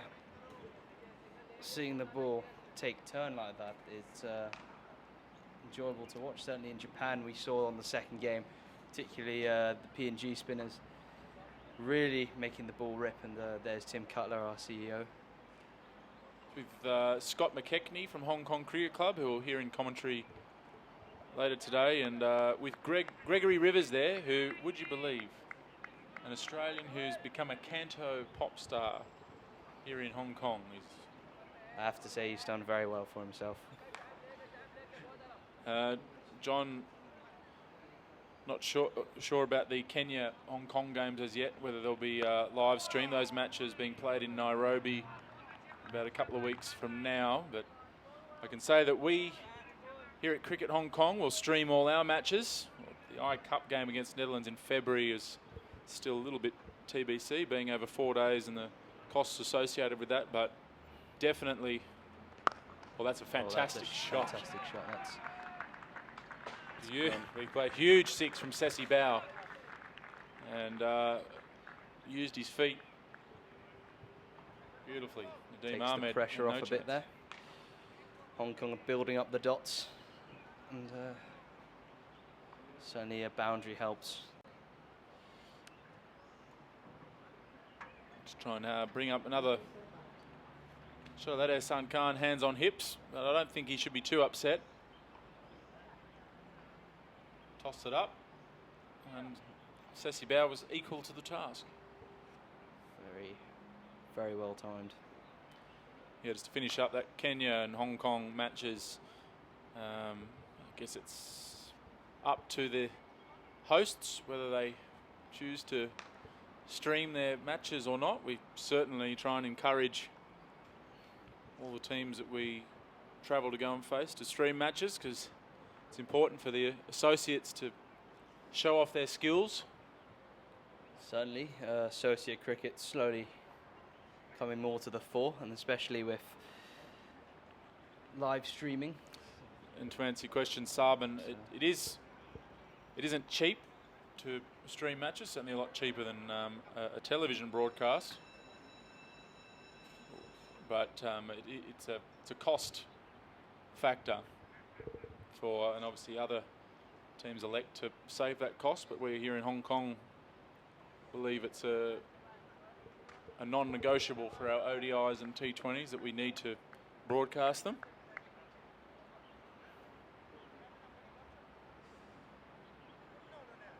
And it's I know that our players enjoy the opportunity to show off their skills to people not just in Hong Kong but also around the world.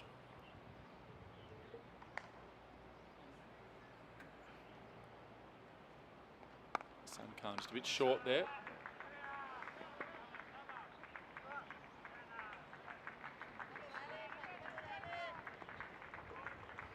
Thanks to James Chan for joining us there, Hong Kong Dragons squad member.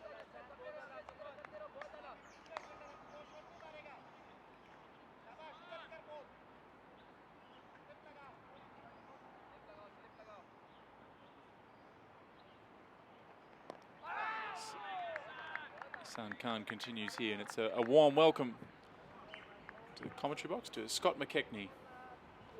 Hi Maxie, how are you, mate? Very good. Just seeing Hong Kong fight back from PNG with 56 without loss. Yeah, I've sat down at the right time here, haven't I? It's been an amazing 6 or 7 overs just gone. What a start from Papua New Guinea this morning after winning the toss and electing to bat. But a bit of a squeeze on here from the Hong Kong boys. 4 quick wickets and it's very much in the balance, isn't it? So well nudged out to deep square leg. Yeah, it's absolutely in the balance, and I fancy, whilst PNG will want 230 to 250, Hong Kong, given that they failed to reach 200 in the chase on Sunday, they psychologically won't want to be facing too many more than that, despite the fact that they were in a very good position to win that game. What's going on here? Is it Bubba Height? Seems so. I don't know if I've ever seen Bubba bowl before. Scott, have you come across Bubba bowling? Yeah, I've been fortunate enough to face him a couple of times actually in domestic cricket here in Hong Kong. He's not known for his bowling at this level. It's usually his batting that takes these sort of games away from the opposition, but he's clearly identified something in the pitch that suits his style of bowling. He's a medium pacer. He gets through his action pretty quick. He can sometimes get that ball through a little quicker than you're expecting, so it'll be interesting to see how he goes on this surface. So I'm mainly surprised there's no shortage of bowlers in the Hong Kong team. Wackers Khan in the side today can bowl medium paces that are perhaps suited to a surface such as this one. We'll see what Bubba's got. Not bad. Straight on the money.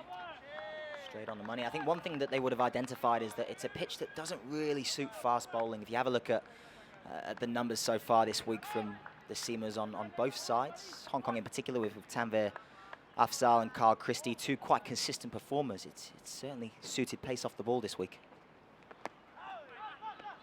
I think this type of bowling is perfect for Bubba here on this surface. Just loping in, quicker arm action, but not just back of a length. Keeper up the stumps. A couple of comments here. Not sure if the commentators are reading this. Well, we are TW. Hong Kong born, living in Australia. And great that you're enjoying the coverage. Do share it on social media. We're looking to get as many as possible following us here in this part of the coverage. A little bit short from Bubba Hyatt there and picked off for a single from Sessi Bao.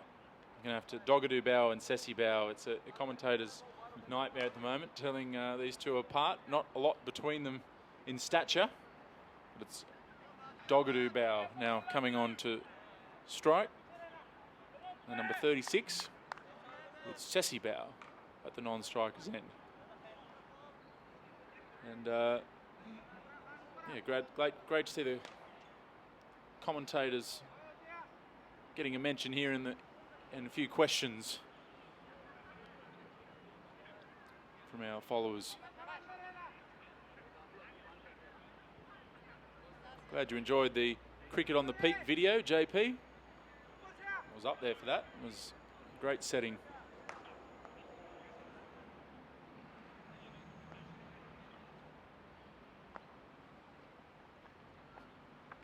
Little cutter from Bubba Hyatt there.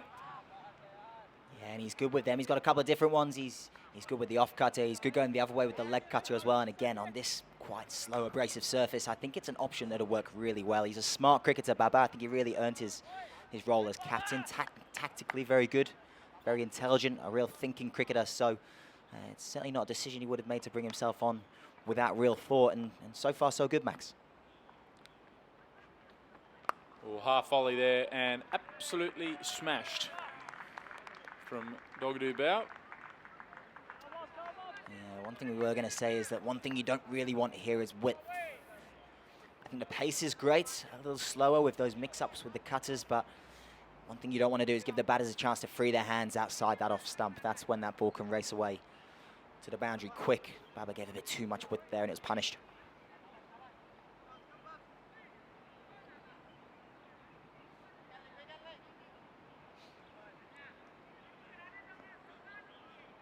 Thanks to Sarban for sharing our video. And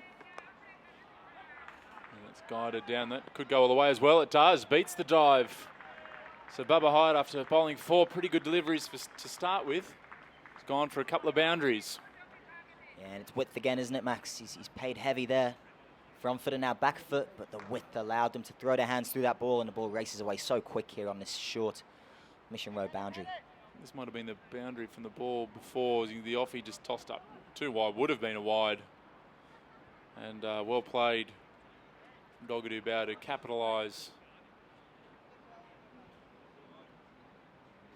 Good signs though for Hong Kong, and obviously there was some reports earlier in the week that Baba was struggling from a groin injury picked up in game 1.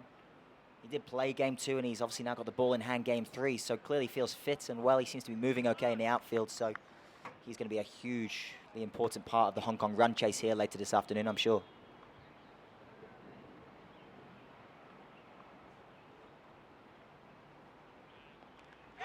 Oh, edge. Chance. Might have just then come off the leg of wicketkeeper Chris Carter. Try and get another look at that. Ehsan Khan runs given by the umpire, so a definite edge.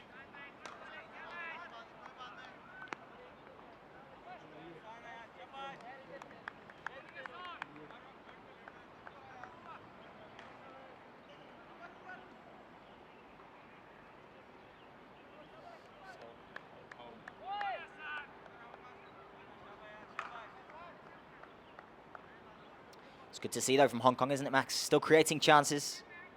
On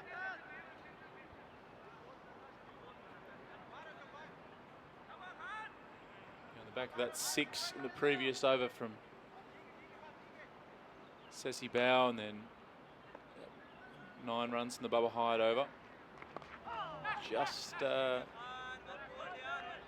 dented some of the momentum that Hong Kong had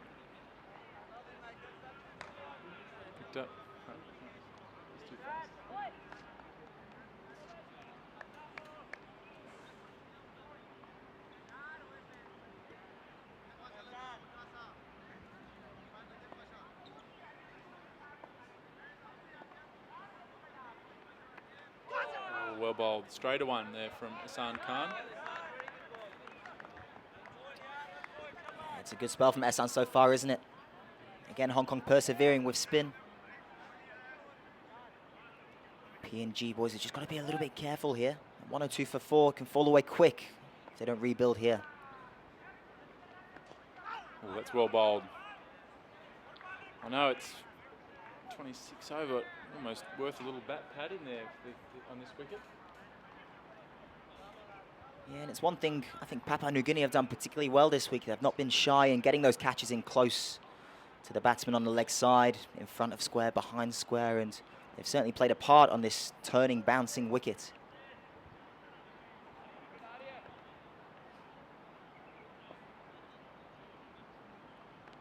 It's really well bowled. One thing I think Hong Kong will be conscious of here is that as much as the conditions favour the spinners, I think the thing that is going to cause most damage here is the dot balls and the build-up of pressure that brings. So with the more catches and the more attacking you go with your fields, the more gaps you then leave for the batters to potentially score and get away from that block of pressure. So it can be sometimes a tough balance to find. How hard do you attack? How many gaps do you leave? But a great over from Ehsan. Papua New Guinea 102 for 4.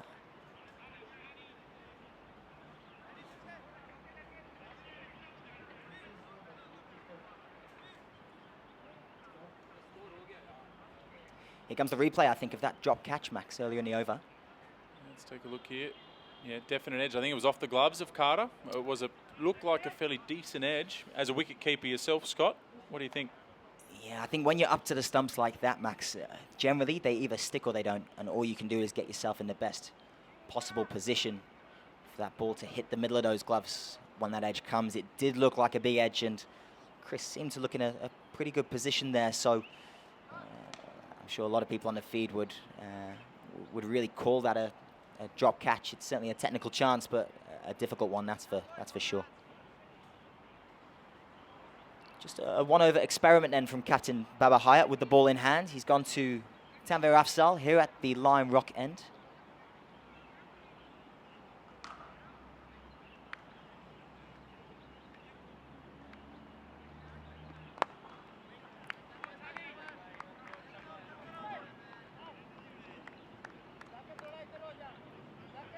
Good start right on the money here. You can see Carter still up to the stumps. I think we've probably seen him back for the last time today, Max, on what is an aging wicket. It's certainly not getting any faster, is it?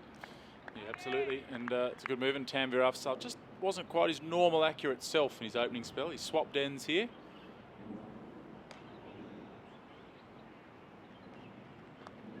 And again, just drifting on the leg side. And that'll be 4. So just what Tanvir was guilty of in his first spell, just the odd ball down the leg side. It's very uncharacteristic, usually very accurate. Yeah, you're right, Max. It's pretty rare, certainly in domestic cricket here in Hong Kong, that Tanvir will miss his line and his length. Tanvir's had some great news this week in the birth of his first child, his baby girl. In fact, Max, I'm sure he's had a couple of sleepless nights this week, but yeah. Nonetheless, he'll be hoping to perform here, and he's just missed his line occasionally today so far, hasn't he, Max? Yeah, I think just want to hit that back of a length line, stump to stump.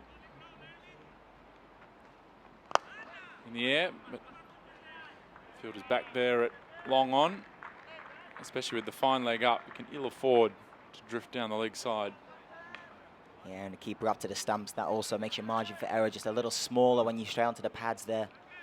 I suggest that looking at the field he's set, he's got cover on the offside, isn't he, with deep cover and third man. I'd suggest that here he'd want to be fairly straight. That's where he's going to get his wickets, his bowls and his LBWs, but his margin for error is just a little bigger outside that off stump. I wonder, whilst it's not coming out quite so smoothly for him, whether he'll just stray a little bit offside of that left-handed batter and just open up his margin for error slightly.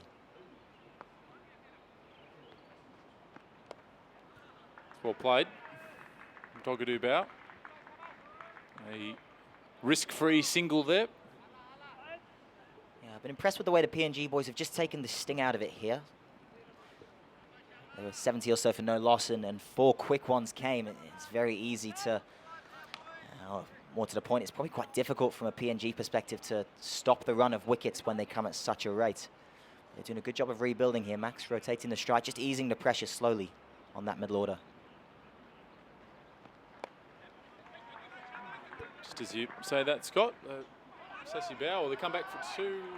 Left-handed throw from Inchman Rath. Couldn't seem to be somewhat delayed in coming in. Yeah, good running in the end. Another cutter as well. We've seen them come thick and fast across the last few overs. These cutters, both sides of the ball.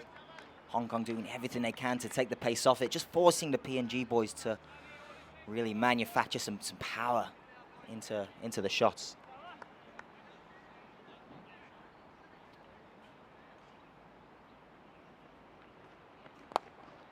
That's well bowled. A good finish to the over.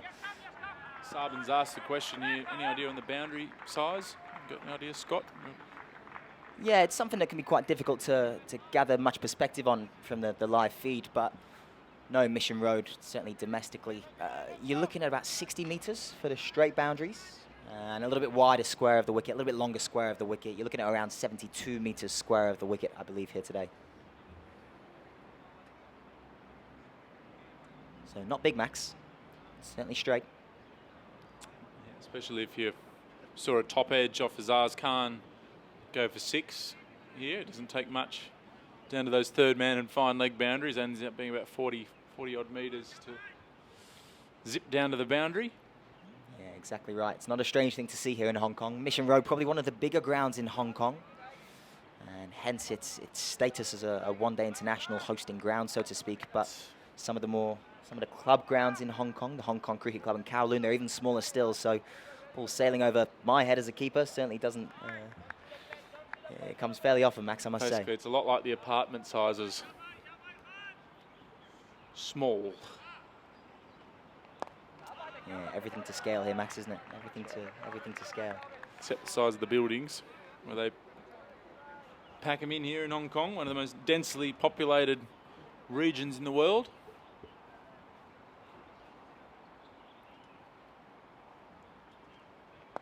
I believe Mong Kok, which is probably the nearest major suburb or district, if you like, of Hong Kong up the road from this ground here, is the most densely populated suburb in the world, Mong Kok.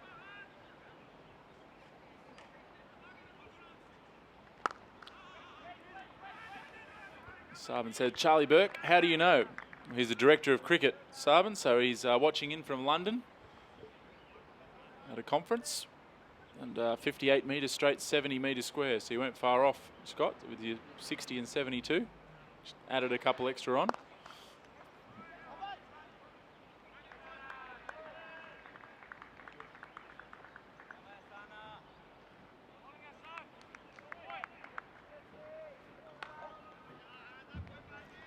PNG 112 for 4 here.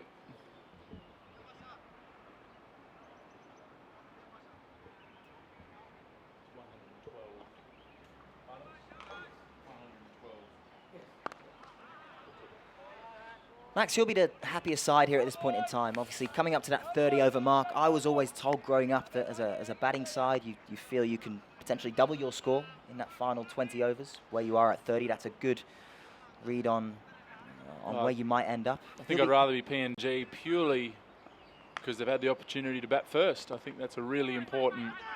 There's a tight single here, direct hit.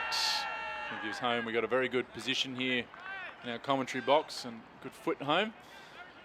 But I think winning the toss was a big. I actually saw the PNG players clapping after they won the toss, which perhaps is not the greatest thing to be doing as a player, is a celebration when you win the coin toss. But it gives you an indication that it's that important here today with this surface, the same one that was used for the first ODI, and definitely taking some turn. So I think the fact that PNG won 13 for 4, it's not a bad or a fantastic start. It's fairly even in terms of the score. But I think that advantage of having runs on the board today is going to be something that Hong Kong are going to have to play very well to overcome. Yeah, I think I'd agree with that, Max. And it's interesting if you look back at the first the first two one-day internationals here in Hong Kong. across this weekend. It's the team who's batted first who's got over the line, isn't it? So it just shows that actually it maybe is a little easier to defend on this ground. The slower wicket and the opportunity to drop men back and really restrict in a run chase, it looks like it carries value here at Mission Road this week. Yep, and also in the ODI here earlier in the year, Scotland and Hong Kong, it was Hong Kong who batted first and emerged victorious in that game. And we did see, though, on just last weekend, the one before this one, in a domestic match, 270 was chased at this ground, so not impossible. The one thing I will say about Hong Kong, and I think we spoke about it on the opening day, is that it's very difficult ground to assess scores. Because of the small boundaries, it only takes one batter to really fill his boots and fill them quickly to really change the course of a match. Stockley Bow gives himself some room, but hits it straight to cover.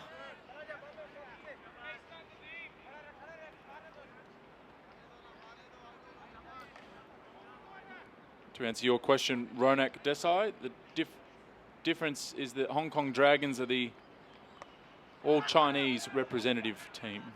Hong Kong Chinese players, that is from domestic cricket, the best Hong Kong Chinese players that play in a representative side. Part of the development program, they have given professional coaching structures to try and aid their progress. And they can play for this Hong Kong team, but at this stage, not being selected on performances.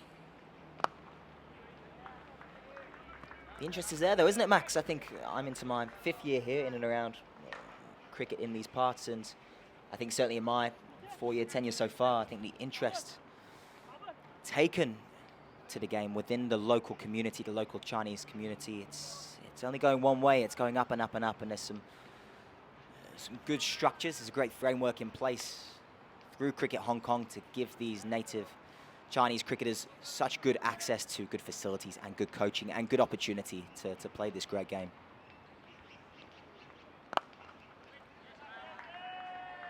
Good to see some comments coming in regarding the standard of play today. I'd agree that it's been a really good standard of cricket so far. Associate nation cricket, not always perceived to be a game played to a huge standard when compared with Test cricket and one-day international cricket elsewhere, but there's absolutely no debating the skill that is on show here at Mission Road today across the two sides. As Nadeem gets through another over, a good over, a tight over. PNG 116 for 4.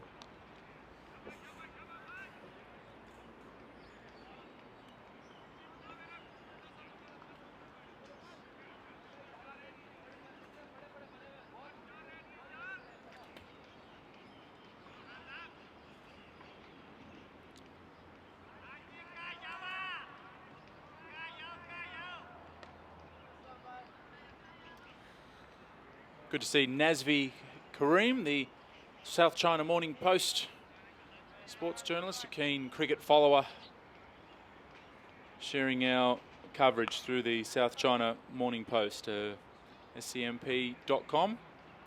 Fantastic supporters of cricket here in Hong Kong. And hello to you, Nazvi. I'm sure you're tuning in at the moment. Also, thanks to our tournament sponsors, the Regal Hotels. The Papua New Guinea boys have been enjoying their stay at the Regal Hotels. Oh, that's a great shot. Straight into the side screen, down the ground. And 6 runs to Sassi Bao. This partnership building nicely for Papua New Guinea. Yeah, good perspective there for the viewers at home on the dimensions of these ground that we've just gone quite deep into a short time ago. It was quite flat that off the bat, wasn't it? I think at most grounds, certainly where we're from in Australia and the UK respectively, there's probably a couple of bounces into the rope, and here in Hong Kong, it's crept over for 6. So it's things like that, as Max said, that make it a bit tough to judge what is a pass score, what is a good chase, what is a difficult chase, because just a couple over the rope like that and you can catch up very quick, Max, can't you?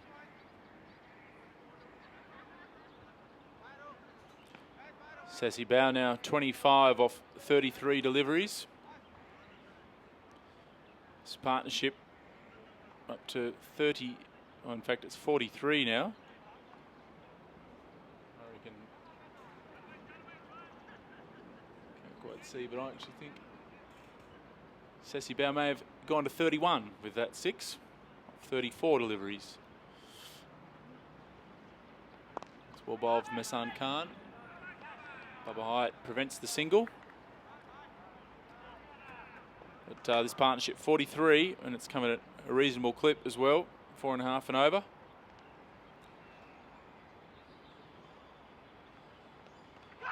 Ooh, an appeal. No luxury of stump mics here. No snicko here today, Max, unfortunately. But it will be a concern to Hong Kong, the rate at which this partnership has pulled together. 43 now in just over 8 overs. The last 5 overs have gone for 29, so it's might just be time for a change of tactic. Or a good throw there could have been a half a chance. She thought it was at the keeper's end where it might have been better off throwing, but nonetheless another single for Papua New Guinea.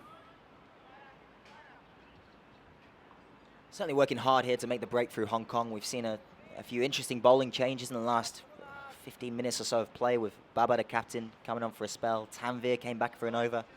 Ehsan Nadeem, the left armour, came for another spell, so he's really rotating around the bowlers, searching for a breakthrough here. Question from Ronak about the impact Australia has had on the development of cricket in Papua New Guinea. It was spoken about the other day. They do partner with a lot of their programs, but we will have their CEO Greg Campbell on, who's an Australian Test cricketer himself. We'll have him on commentary this afternoon to talk about cricket in Papua New Guinea. But it's been fantastic having them here. A real good team spirit in the warm-ups. You've never heard anything like it in the team warm-ups of Papua New Guinea. They're laughing and carrying on. They've got some sort of game that I can't quite follow what's going on, but a lot of laughter and a lot of banter among the players. And even though it's quite an early start here in Hong Kong, they seem well awake at the start of a warm-up. They're a lively bunch, aren't they, Max? Yep. They're a lively bunch, but it's great to watch, certainly from the outside looking in here in the commentary box. The energy that they take to the ground with and the intensity at which they play their cricket is a fantastic spectacle. Tight single there. Benjamin Rath takes a shot, but batsman safely home.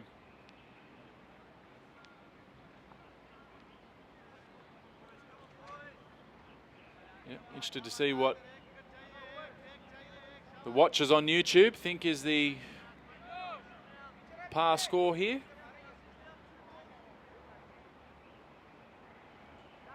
Can reach us on Twitter as well.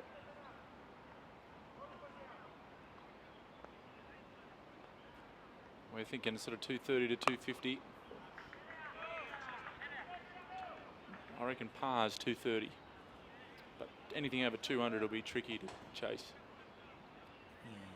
Just wonder if the PNG boys would have set a target in mind, or if they're just taking it ball by ball at the minute. Through a bit of a sticky phase earlier in the innings. In the air and a soft dismissal. That might change things. So Nadeem Ahmed brought back into the attack for that exact reason, to pick up a wicket for Hong Kong. And it's a vital breakthrough. Yeah, soft indeed, Max. They had it under such good control, that partnership, didn't they? We were just speaking about how they were slowly creeping away from Hong Kong, slowly creeping somewhat out of grasp. But it's a funny game is cricket, all these twists and turns. In the end, a fairly soft dismissal. Leading edge back to the bowler. He executes the catch. PNG 124 for 5.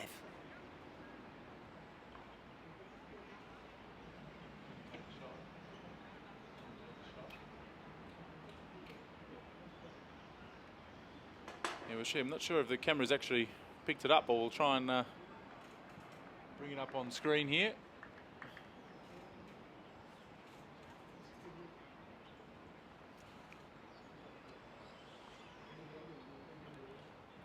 Dogadoo Bao, the man dismissed for 13. Just going to try and bring it.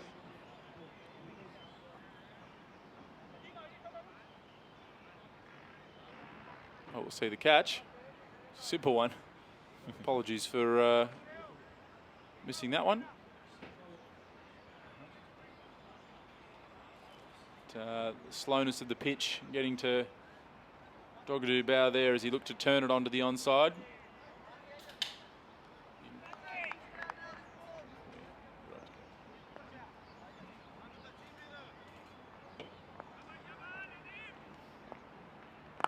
And now that I've managed to pick up my 5th wicket for the day, I'll hand over to CEO of Cricket Hong Kong, Tim Cutler. Thanks, Max. Good to be back. Good to see that number of wickets as well for Hong Kong during my spell, Scott. Even better to the left-arm spinner.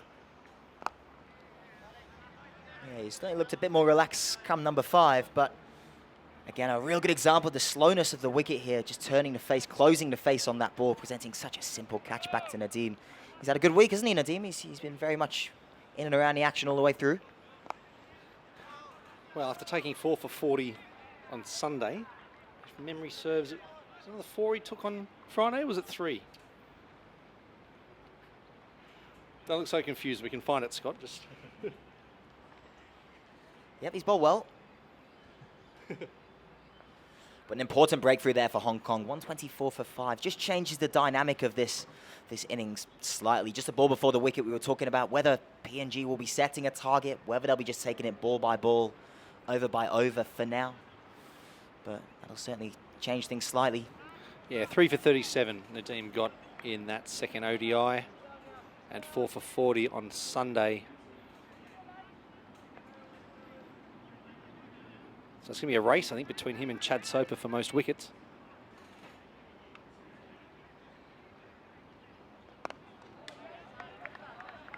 Good lines there from Ehsan Khan, just probing way outside the off stump.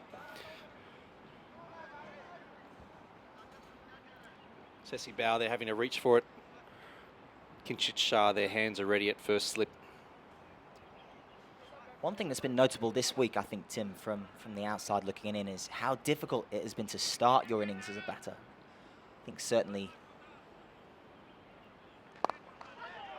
from a batter's perspective, that's played nicely away into the offside for 1. From a batter's perspective, when you come to the wicket, you like a bit of pace on the ball to work with. You like to be able to get your innings moving. Noticed here, just to the slowness of the wicket and the nature in how Hong Kong have mixed up their bowlers through these middle overs, noticeably difficult for the Papua New Guinea batters to get started this week. Is that fair? Absolutely. I think you can even see with Bubba Hyatt bringing himself onto bowl, who give him a little bit more credit. He's actually a very, very handy bowler too. But I think it goes to the patience of the batters, as we've talked about on both sides, that knowing how hard it is to come in, you don't need to try and force it. And it's all about building partnerships and turning the strike over. We've seen how well the PNG team have run between the wickets. I just get the feeling both teams have done themselves in with a lack of patience, Scott.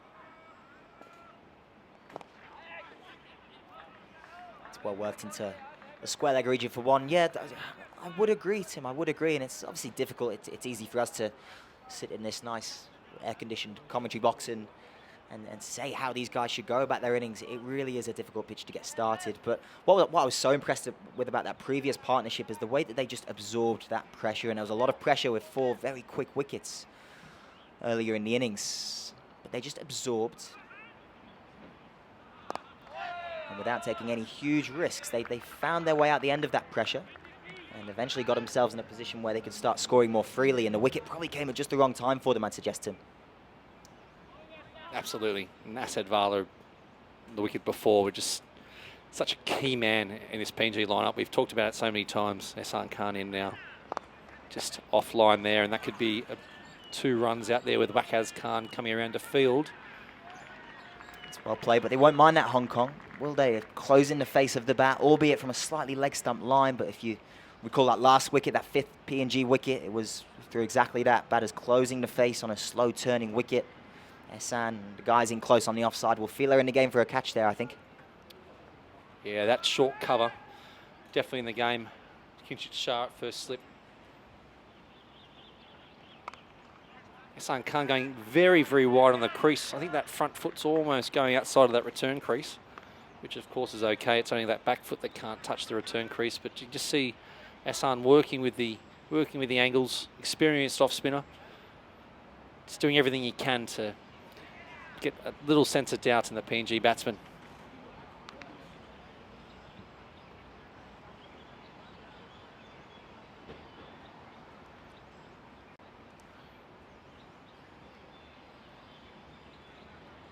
Sessi Bao now 37 not out of 43 balls.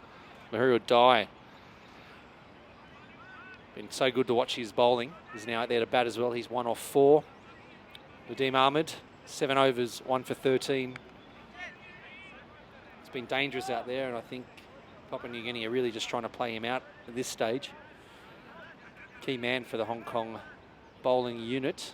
A key man for Barbara Hyatt as well, as he tries to close up this PNG innings as quick as possible.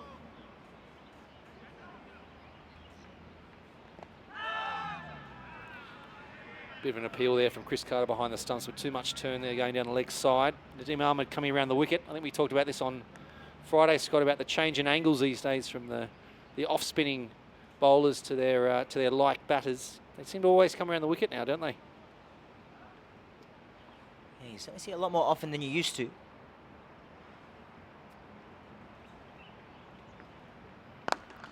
Well bowled. I'd suggest that one thing Nadeem is looking to do here is really cut off that width. We've spoken about the width before on this kind of slow surface, and it just gives the batters an opportunity to release those hands, free those hands into good contact outside that off stump. And I think in coming around the wicket, certainly left-handed bowler to a left-handed batter, it really cuts down the width on offer. Keeps Nadeem attacking the stumps, attacking the pads. Keeps Hong Kong very much in the game here.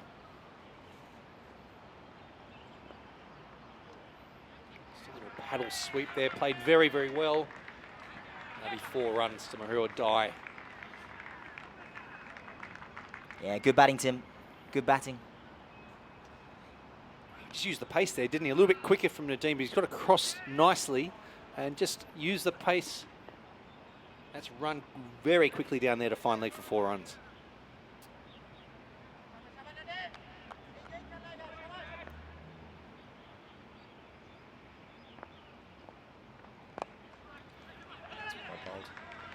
Yeah, you've got to put it down to good batting from that ball before. Hong Kong had just pushed that short fine leg a little squarer. I think they were trying to cut off that single, allowing Nadeem to bowl that nice straight line. But we've spoken about the ground dimensions, how short it is behind the wicket in particular.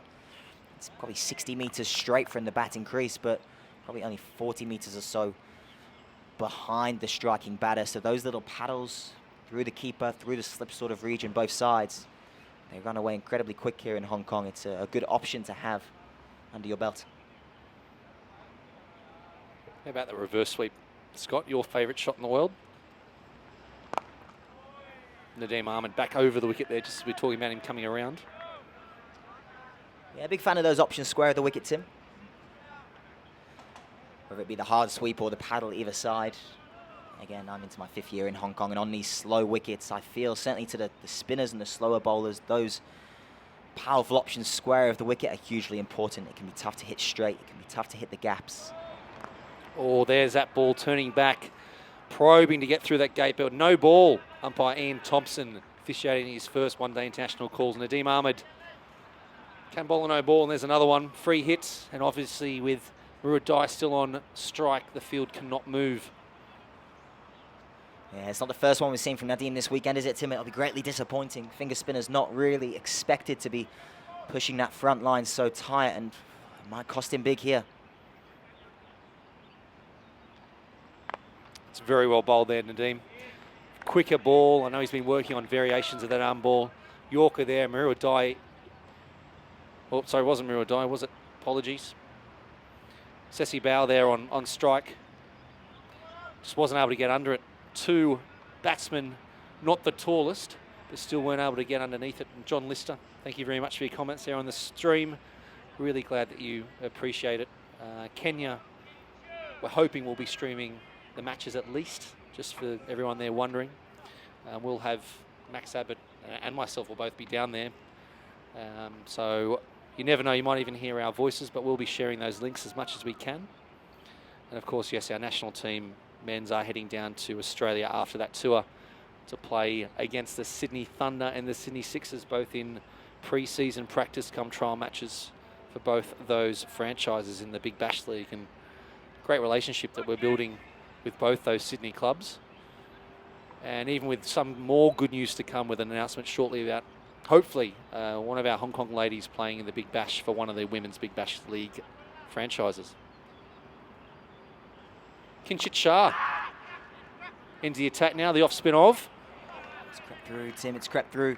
We had two fielders both slice in,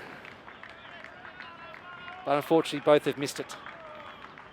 I'm not sure the captain or the bowler or the Hong Kong fans will be happy with that. It'll be as tight as possible. And I think both fielders probably had a chance to stop that, Scott. I just glanced up at the wrong moment there. What did you see?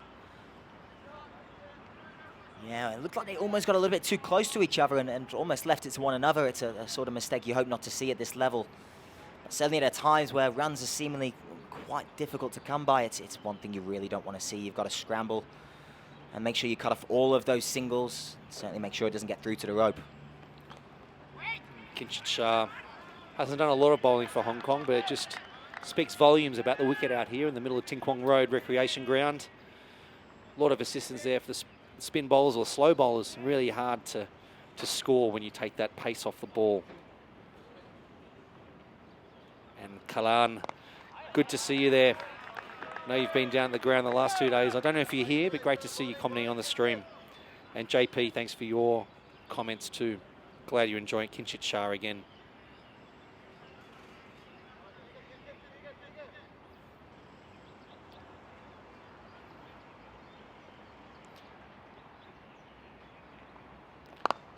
And JP, good to see those comments on the logo too. A lot of work has gone into that. You can read more about that on our website. But I think it looks great. What do you think, Scott?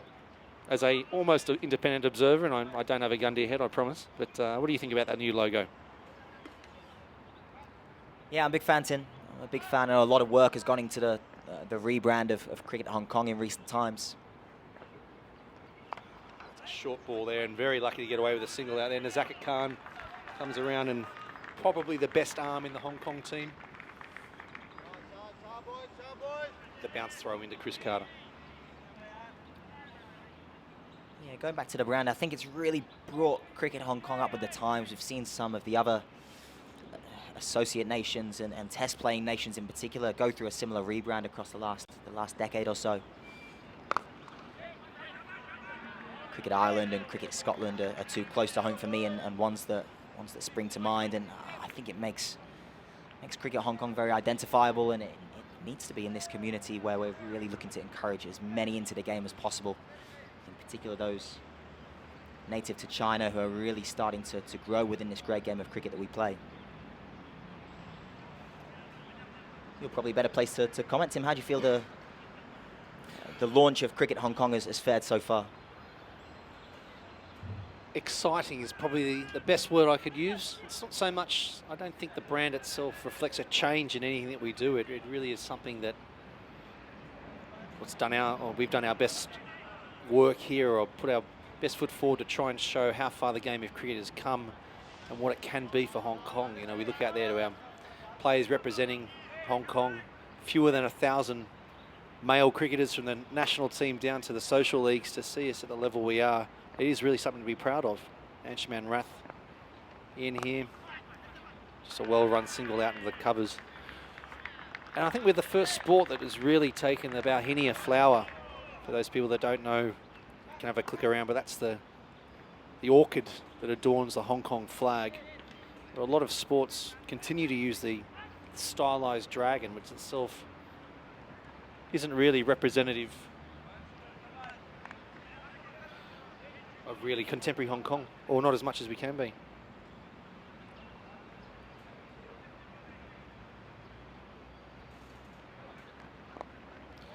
So I was involved heavily, and something that I really enjoyed that process and talking to people about what cricket is to them and the brand, so I'm really happy. And John, yes, we do read your comments. Anchaman Rath, no run there. But we're only going to respond to positive feedback, constructive feedback.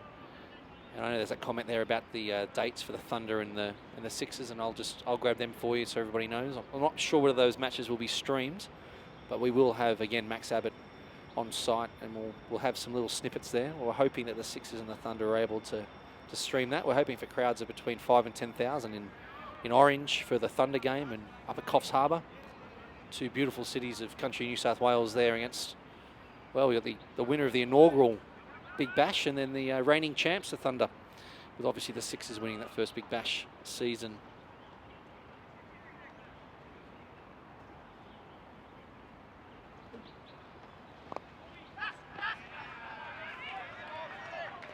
It's good work from Bubba Hyde in there, and we've talked about the effect of the strength and conditioning work.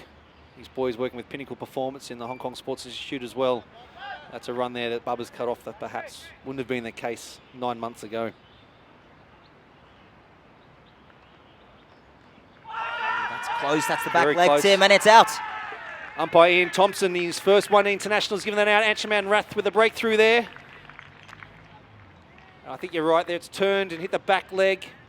We'll get that replay up as soon as we can. Sessi Bao falls for 44 of 56 balls. Anchaman Rath, we've talked about his effectiveness in the one-day international game. Oh, it's turned, hit the back leg, just in line. Umpire Ian Thompson has given that out. Yeah, he didn't look happy, did he, Tim? But it always looks bad when it hits you on that back leg. It's never got far to go. Not been too much in the way of bounce on this wicket. Let's have a look again, Tim. What do you think? Oh, yeah. Look, it's one of those ones that with the batsman moving, it's hard to see when it actually hits him and goes. He's looked at his thigh as well, and I hope we don't have the match referee looking at that later, but you know, we're not dealing with the tallest men there, but it's turned, hit the back leg, and umpire Thompson has deemed that it was hitting, I'd say, almost at stump cam height. Yeah, one of the luxuries of ball tracking these days at the highest level. It gives you a pretty good perspective on how often they go on to hit the stumps, and I'd suggest that what that ball tracking technology has done at the highest level is make umpires aware how often the ball is actually hitting the stumps. Ryan Campbell, who's a big part of Cricket Hong Kong, just questioning the height, but he'll know these conditions as good as anyone, and there's not too much bounce in this Mission Road surface. I think it takes a heck of a lot to get the ball going over the top. I think it's a fair perspective, but umpire Ian Thompson has a better perspective than any of us on that, I'm sure, and he felt it was good enough. Yeah, with the ball turning, hitting the back leg as it did, the ball's gone a long way before it's hit the batsman. We sort of saw an earlier one there with the pad onto bat that was also very close. I'm pretty comfortable with that one though. And JP, yes, we'll be looking at getting highlights up of all these games. Just with these 3 games in a row, busy time, so we'll get that up soon so you can all enjoy them. Kalan, thank you very much again. There are a couple of side angle cameras that you'll see here. We've got one high above the pavilion and one down at ground level just in front of our commentary position. So, but we don't have a third umpire, no, to answering those questions. And alongside that, without the requisite number of cameras, there's no DRS technology either. So the decisions are being made by the 2 men in blue on the field, as you see today. As we've mentioned, Ian Thompson making his debut, originally from Australia, but spent the last decade and a half in Hong Kong. Good to see Hong Kong's best coming through, just like Tabrak Dar and the other umpires. Shafadullah from Bangladesh, who's of course done a large number of one-day internationals and T20Is, and also played first-class cricket in Bangladesh in his time too. Yeah, brilliant, Tim. I think it's important we mentioned Sessi Bao there. We've kind of glazed over his performance there with the bat off the basis of speaking about Anchaman and the dismissal itself, but at a time when Papua New Guinea really needed someone to stand up and dig in and absorb some pressure, he's applied himself incredibly well there. He finished on 44, and he'll be disappointed not to take that on to a score of 60, 70 plus, I'm sure, in these conditions. Certainly understanding how difficult it can be to start for the new men in. Hong Kong will be happy here. They've got 2 relatively new batsmen at the crease in Mahuru Dai, and Hiri now has walked to the crease after a short drinks break. This will be when Hong Kong are looking to turn the screw. Two relatively new men to the crease on a pitch that's difficult to start on. 6 wickets down. This PNG set, so to speak, could fall by the wayside if they're not careful. 15 overs here, Tim. It's a long time to bat. Absolutely, and just as you were talking about before, how hard it is to get in on this wicket after batting so well as we did, and obviously in the excitement of the wicket, to acknowledge just how good that innings was. Again, didn't seem to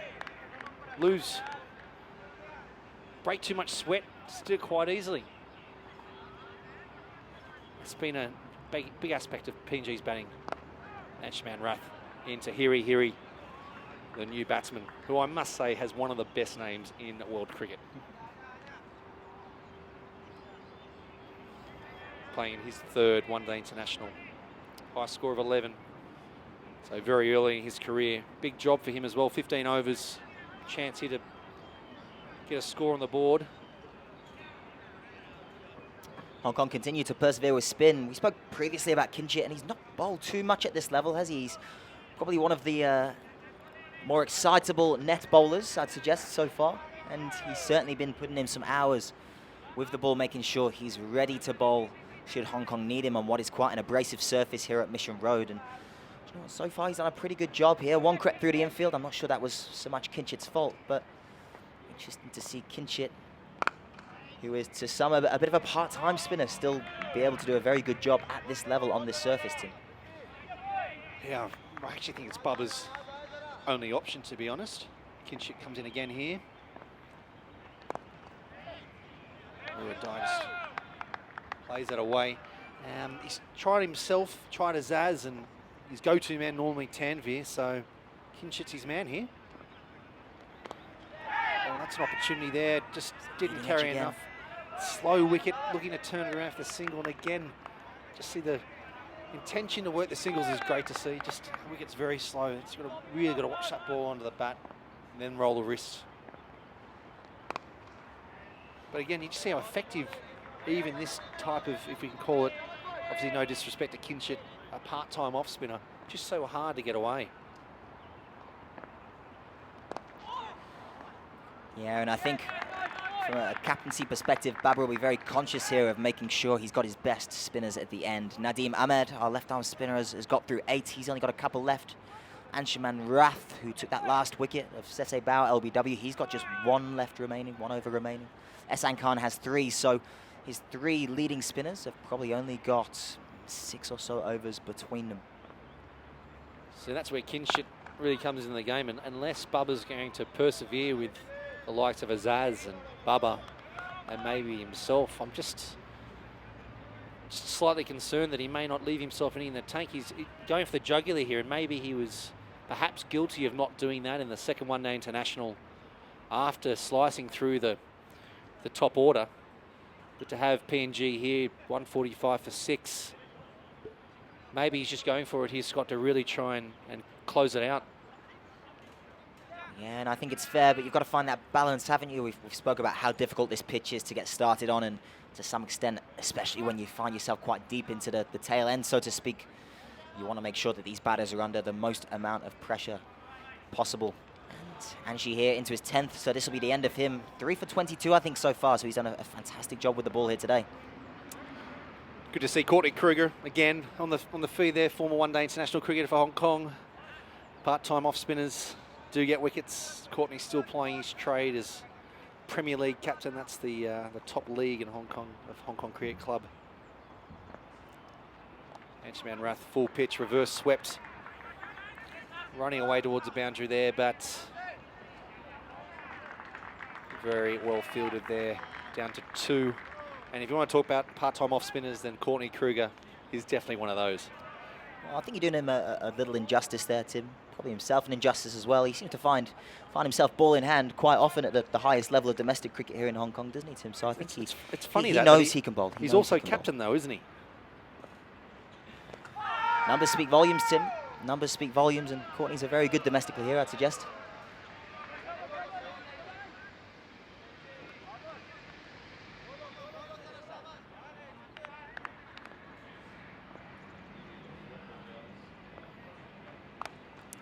Contact. Short ball there from Manchman.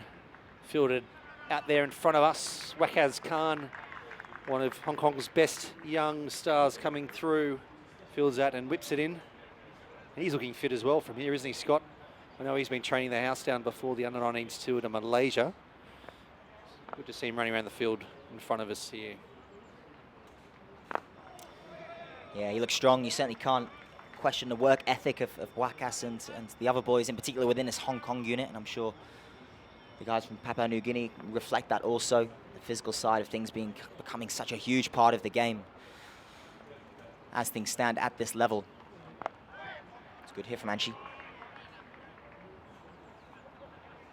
Interesting to see Tim early and over that reverse paddle. We spoke previously about those options behind the wicket, both sides, paddling leg side, paddling offside. I think one thing as a batter that really allows you to do. I must just cut you off there, and I noticed it's Chad Soper who's coming to bat instead of Hiri Hiri. I think we're guilty there of quick info watching, but the hero of Sunday, Chad Soper, who took 6 wickets in an amazing spell of bowling. Taking wickets before the lunch break, getting rid of both Kinchit Shah and Bubba Hype before coming on later in the day to take 4 wickets and really break the back. He comes into bat, and we've heard Greg Campbell, CEO of Cricket PNG, talk about the work that he does. Chad Soper plays, of course, for the Gordon Club in Sydney grade cricket. He's based in Australia and has been for a long time, so this is his chance as well. He's spoken highly of how much hard work that Chad puts into his game. So good to see him out there. Yeah, he's had a great week with ball in hand, but I'm not sure he'll be thinking too much about that just yet. He's got a huge job to do here with the bat for PNG. Still 13 overs remaining after this one, I think, which is a long time to bat. Just 4 wickets remaining, so he's really going to have to apply himself and dig in here with the bat before his job with the ball comes along.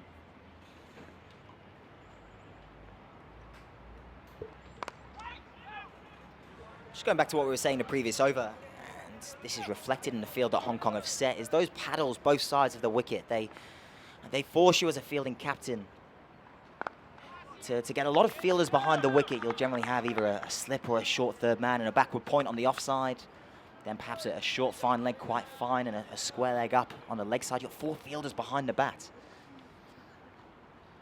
What that does on these slow wickets is just open up the gaps a little bit bigger in front of square, to the extent where I think rotating the strike becomes just a little bit easier. So a little bit of risk involved with those options, but they certainly carry value here. Yeah, I think we see that with the way that Papua New Guinea batsmen have just looked to work the balls, are unable to attack really well towards the square leg region for singles. Kinchit Shah, and again to Soper, just defends very, very technically correct there. And even on that slow wicket, I think we've talked about it before, is it something you'd expect to see as little genuine sweep shots as we have? I would have thought on a slow wicket like this, it's a chance for a batsman to get down really early, like a Matthew Hayden, as we've seen in years gone by, after he retaught himself to play spin bowling. It gets down so early, it makes it so hard for a spinner, because no matter what length or line you're bowling, he's basically going to be able to sweep you. Yeah, I'd agree. I do see the sweep as a very individual option, though, Tim. It suits some better than others. I, myself, as player, a big sweeper of the ball, but I'm only a little fella and a keeper by trade. I think that's keeper sweeping. That's the norm, isn't it, I think? But to me, I see those cross-batted options, the sweeps in particular, both sides of the wicket. I see it to almost be a slightly different type of coordination to hitting down the ground. Going cross-face into the ball is not an option that works so well for everybody. So certainly something for the PNG guys to consider within their training regimes. I know it's something the Hong Kong boys are keen to work quite hard on, given the conditions they're up against week on week here in Hong Kong. But yeah, I do think it's an option that is particularly important in these parts. Ehsan Khan into the attack now. On for that reverse sweep again, and that's 4 runs, just as we're talking about the effectiveness of the shot. Oh, it's actually been called byes. Sorry for that. Watching from square leg here. Yeah, Chris will be disappointed there. Chris will be disappointed. It did look very full. I think he's just lifted himself up off the ground a little early there and it's crept under, but even there, without any contact from the option, the way that's distracted Chris. Oh, it's just gone under, yeah. He's almost tried to anticipate, I think, hasn't he? Yeah, We're he's just catching up almost with the done YouTube feed, which is just 60 seconds or so behind. Just responding to a question there about us using the term batters. It's definitely a modern term, but thinking about it, we've got both men and women playing the sport at a great level these days, so it's just a slight adjustment of the way we refer to cricketers there. Ehsan Khan there, little inside edge, back to him, but makes sense there, and I know it's a bit of a change for those used to hearing batsmen. I think it's a term that really is a lot more inclusive. And Peter Miller, great to hear from you, the Cricket Geek on Twitter. We'll be streaming the Blitz. Absolutely. But before the Blitz, we've got a very important tour from the Netherlands coming to Hong Kong in the middle of February next year. And we'll be doing everything we can to bring every ball of that series live as well. Pete, I can only imagine what time it is there at the moment, so keep those comments coming. The more retweets you give us, the better. I think you have about 350,000 followers now. Anyone that swears on a podcast as much as you do with this many followers, it's good to see that passion.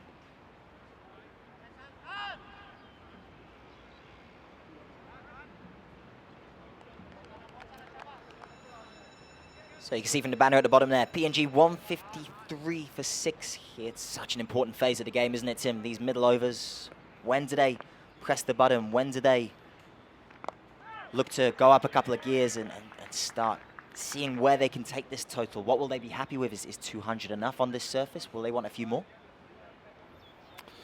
Well, we saw that 201 was enough, and 269 on Friday was more than enough, with Hong Kong winning by 106 runs. Ended that over, as we see up there, 153 for 6. So I'm going to say anything over 175 is going to have the pressure on the Hong Kong batsmen. Obviously, no Jamie Atkinson in the lineup, as we've spoken about, and with Waqas Khan coming in as a batting option for Kyle Christie, the batting lineup's a little bit longer. Some runs on the board are going to be tough for Hong Kong. Full ball there from Kinchit Shah, ODI playing that down to long on for 1. And again, as you say, when do they choose to go in the 39th over? Hitting the happy hour. Still with 4 wickets in hand, but as we've seen, wickets fall quickly here and it's hard to get in. So we might see a more circumspect PNG maybe until the last 5 overs, I think. It's not good bowling there from Kinchit. Short and wide, enough space to free the arms. It's crept all the way along, all the way over the rope for 4. It's such a shame. They were just starting to build up that pressure, weren't they, with those dot balls? This is perhaps the problem, Tim, with guys who don't bowl so much at this level. It just takes one mistake, one ball in the over to not come out quite right, and you really pay heavy. And Kinchit has there.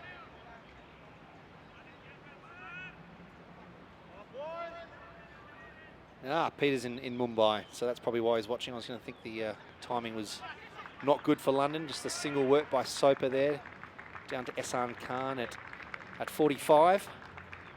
Kinchit Shah, though, I guess at this stage of the day, very much a part-time and probably hasn't had the time in its bowling that you'd hope from a lead bowler. He's probably hoping to get away with just less than a run or ball, so he's doing all right at the moment for his skipper. ODI, another single down to long on. These two batsmen really turning over the strike nicely. Yeah, it's an interesting one. Certainly under normal circumstances, if your part-time spinner goes at a run a ball, you're pretty happy. But is that fair in these conditions, Tim? Scoring noticeably difficult or weak here. PNG ticking over at around 4 and over, even after that fantastic start. And we see another single down the ground here. 6 and over in these conditions is quite expensive, is it, Tim, or is it not? Correct. And I think the probably listened to only half of what you just said there, Scott, so apologies. I've been just catching up with the chat going on there on the stream and on Twitter, but yeah, I think Hong Kong did really well in game 1 to come back from, Hong Kong was 6 for 106 to get back to 269 with some great lower order hitting from Tanvir Avsal and Azaz Khan. But yeah, maybe Baba Hyatt is maybe just letting the pressure valve off a little too much. You see that force through the offside again. Might not just make the boundaries. You can see Baba Hyatt running out here in front of us, and that will be the first 3 of this one-day international series, I believe, Scott. Yeah, you don't see many here in Hong Kong, do you, Tim? You don't see many at all. If you were going to see them anyway, you'd see them here at Mission Road with these long boundaries square of the wicket. But it's good batting from PNG, and without really taking any real risk, they've taken that over north of 10, I believe, Tim. Yeah, Kapu, KK watching from Port Moresby. Great to hear that you're able to get into the stream here from PNG. That's great. Well, we're very happy to be able to bring this stream to PNG into the world as well. Good to see everyone engaging here. We see the umpire Ian Thompson there signalling that last power play. That fifth fielder is now allowed of the circle, out of the circle.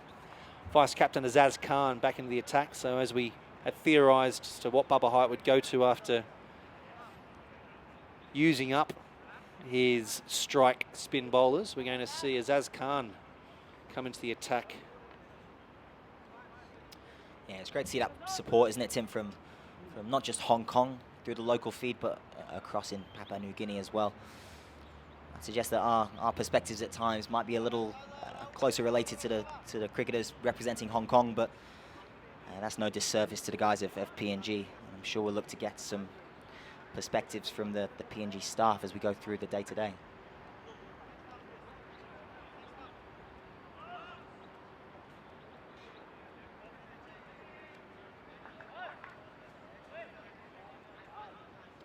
Change of bowling here for Hong Kong. Azaz Khan just warming up here from the line rock end, Tim.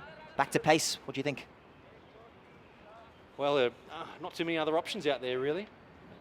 Bubba Hyatt probably took himself off after that 1 or 2 over spell. Almost thinking someone with less pace might be better. But then again, we've seen someone with less pace but not necessarily in the right spots being picked off easily. So Azaz Khan, I think we've got to back him. Has a knack of getting a wicket or something happening on his first ball. So let's see what happens here. See that edge going to that wide gully backward point position, which again is sort of endemic of the Mission Road ground, where that position normally back right on the circle. But because the third man is so straight, that guy's got to come around a little bit shorter to save that run. I think it's worth talking about the field here, Tim. It's probably one thing that on the live feed, you probably can't see the field setting so well. It's an interesting one here from Hong Kong. What I would identify from this surface is they take a quick single here. Oh, I think that would have been very, very close if that hit. But I think what we've identified from this surface, where the spinners play a huge role, the surface is clearly quite slow and abrasive. Surely slower balls, cutters, mix-ups are a good option here. We know from the field that third man, fine leg, both back on the boundary, deep square, back on the boundary. It suggests that Azaz is going to stick with the pace here. Maybe bang his hard length and look to make it difficult to go straight over the top. I think we've seen that from him all series as well. He's definitely been, we see that worked out to square leg with Soper working that nicely as well. Geez, he's batted well since he's been here. Very correct, and just turned the strike over nicely. Azaz Khan again there in the action with the fielding. He's definitely bowled at a shorter length than other seamers. Even with Soper, we saw the wickets that he took were around the wicket with catches and bolds and LBWs. That it's intriguing to see just how effective this will be from Azaz. Obviously the short boundary is straight, but just watch this ball. But as we see, when you pitch short, it really does tend to sit up, and some great fielding out there in front of us again by Anshuman Rath. Class from him there. A little bit of a bobble with the bounce coming into his hands, but he did really well to adjust to take that and cut it down to 1. Kept it to 1.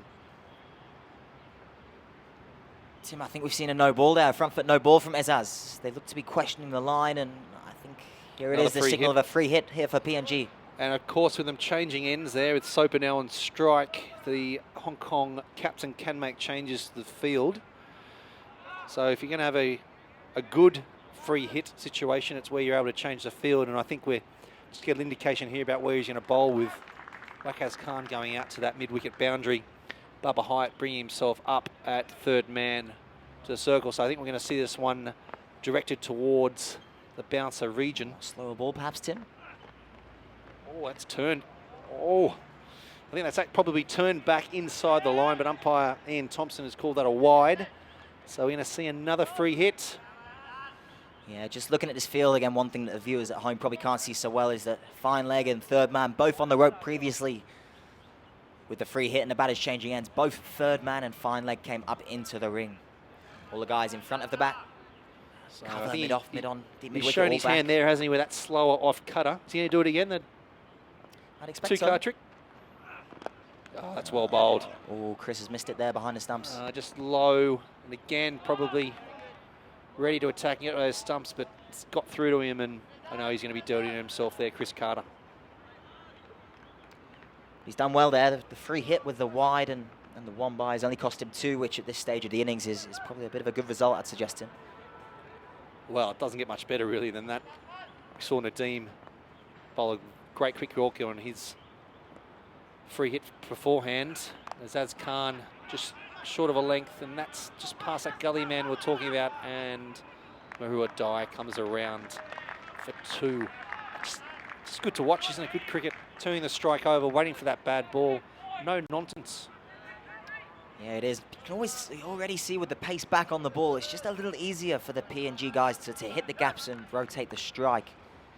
Again, backs up what we've been saying all day, is it's clearly a surface for the slower bowlers, not just the spinners, but obviously Baba himself bowled a couple of overs of medium pace.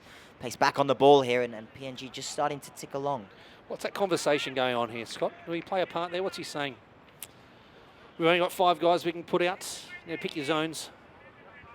Yeah, I think the type of delivery he's looking to bowl here is really the key thing. Which style of delivery is going to work best on this surface? Is it full and straight? Is it banging that hard length? Or is it looking at your mix-ups, your slower balls?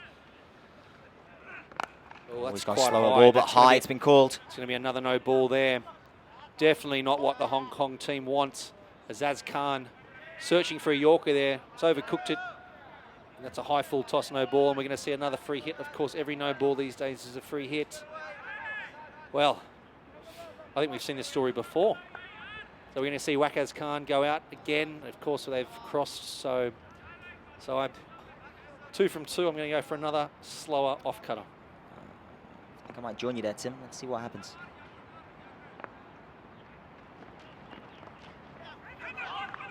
He's gone for the Cambo scoop there. Just a single. So, geez, 3 free hits. And only the 3 runs to Hong Kong for those free hits. Of course, ignoring the no ball runs. But it's just been something Hong Kong's done in all 3 matches, I think. Just a lack of discipline there. We've seen no balls from Nadeem Ahmed, the left-arm spinner, and now vice-captain Azaz Khan, the same thing. Yeah, it's one thing the head coach, Simon Cook, being a first-class bowler himself, it's one thing he really won't like to see. Thank you, Sylvan, coming in from Texas, watching the cricket. Exciting times in Texas at the moment with the US election overnight. I think the eyes of the world are going to be on that process as the polls close and the sun sets across the US.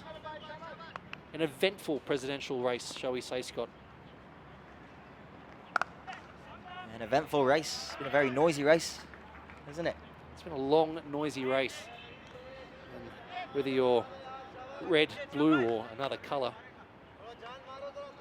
just hoping the world can move forward positively after that. Anyway, back to the cricket. I think so, Tim. Are we mixing sports and politics? Kinchit Shah in a bowl here to Mahua Dai. Just lack of pace there, probably not helping Dai. Look to work that behind square, but Azaz Khan has jumped on that one and no run.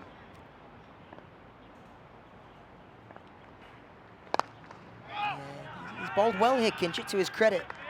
One thing that we spoke about previously is the angles that the spinners have taken. Nadeem Ahmed, in particular, to the left arm, has stayed around the wicket, didn't he? And looked to cut off that width. Kinchit has been over the wicket pretty much all the way through his spell here, and it has just offered the PNG batters a little bit of width on occasions to force the ball through that offside and score. It looks like he's identified that. He's looking to bowl a much straighter line here.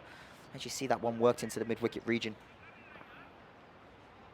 Sharon again here to Soper, and as he's done already, he's doing so well. Just turn the strike over. He moves off onto 10 off 19 balls. Dai on strike now is 24 off 30. Both batsmen hitting the single boundary. And also both batsmen currently on their highest one-day international scores too. Dye going early for that reverse sweep, but as we've talked about, the lack of pace in the wicket sees that ball just bobbling out to Bubba Hyatt at short cover. End of the over. Papua New Guinea 179 for 6. Scott McKechnie, thank you once again for your dulcet tones. Are you going to be here in the afternoon, or is it the last that the viewers are going to hear of you? I'll be sticking around most of today, Tim. It's not a game you want to leave, this one, is it? The decider in this 3-match series, so maybe I'll creep in later. Let's see. So we'll welcome Max Abbott, Tournament Chief, Marketing Commercial Director, right arm outswinger, and the man with the broadest shoulders in Hong Kong steps back into the chair. Max Abbott, welcome back. Been running around, I've seen, carrying ice bags, replenishing VIP ice trays. You may have even had half a second to yourself to scratch the back of your neck. Yep. How do you see this one? Oh, well, as I said, when I was on our last time, I think that the toss was vital. So any type of score on the board that goes above 200, I think it's going to be advantage Papua New Guinea. And at this stage, it looks like they should get over 200, although we have seen last 3 or 4 wickets fall quite quickly in their innings a couple of times. These are a crucial couple of overs here for Nadeem Ahmed, possibly even his last one, or has he got 2 to go? So 2 to go. 2 to go. 8 overs, 2 maidens, 1 for 21, and that's now 1 for 22 off 8.1. I think Bubba Hyatt will be desperately hoping he can come up with a wicket or 2 to expose 10 and 11 and hopefully prevent PNG from batting out their overs. It's a pretty clever shot there, but for no run. Saw Mahuru Dye attempt a couple of those in the second ODI. Just hasn't quite scored a run off. He's hit them quite well, but picked the fielder at short of third man. So, as they say, it's still a dot in the book, though, isn't it, Max? Well, it has entertained us a little more than perhaps that shot. Which was just a simple forward defence. Sure, Nadeem Ahmed will be much prefer seeing him attempting the reverse sweep. Team again, oh, just that front pad. But Dye playing around that front pad really nicely as he has for his innings today. And that's another single fielded by Wakaz Khan into Chris Carter. PNG, probably Tale of Two Cities here with them, or 2 minds, I should say. Tale of Two Cities. Yeah, I know, I went a bit far there, didn't I? Do they go at Nadeem here with only 8 overs or 7 overs to go, or just see him out? He's been no such a ball. good bowler. Oh, and there's another no ball. It's not good enough, to be honest, Tim. These no balls. It's a spinner. Oh, I think it's unforgivable. I did read Darryl Hare's book. We'll just watch this free hit now. Oh, I think that's well done. I think It's going to be 4. No, we got Nazaka coming around there. Didn't see him out there. Darryl Hare, the famous umpire, of course, who was the first man to call Murali for his action, said that the no ball should be 10 runs. I think that's from an umpire's perspective, so they can concentrate on the play. But for me, the amount of training these guys go through, really, no balls are just unforgivable. You can see Nadeem, that one looked to me like he bowled that from about a metre behind the line, so there's no reason why he can't be somewhere back there for every ball. Just got to make sure he doesn't bowl too far behind the umpire, because that'll be a no ball as well if the umpire can't see him actually deliver the ball. Really? Is that the rule? Umpire needs to be able to see you deliver the ball, but it's good to see him use the entire length there.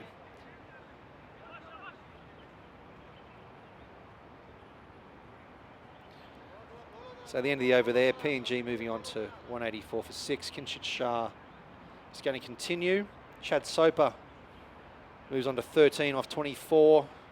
Mahuru Dye 26 off 36. These two have put on 20 runs just to tick over 4 overs. So that's just 4.61. Papua New Guinea scoring at 4.27.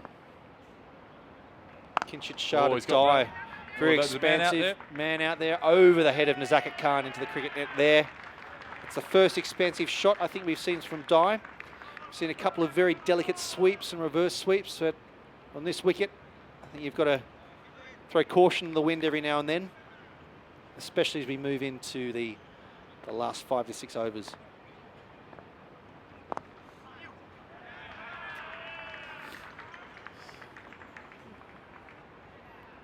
think, I guess coming towards the end of the innings, you've got to bowl a little quicker, but I would have thought maybe for Kinchit Shah, he's just bowling a bit too fast here. Yeah, and I think this is where the experience at the top level is going to help Kinship for the future, but just where he can adjust here, just not having that experience bowling at the death, he's really been thrown the deep end by his captain, so it's great to see him responding. It's well bowled there. It's always tough being hit for a boundary, 4 or 6. First ball of the over as a bowler, and as a batsman, it's a definite ploy there to get the bowler off their game, but what can you do for the rest of this over? Get back to the keeper. Really well done there by Bubba Hyatt. The guy had already run down halfway there. I think he was going to get past, so little half chance there.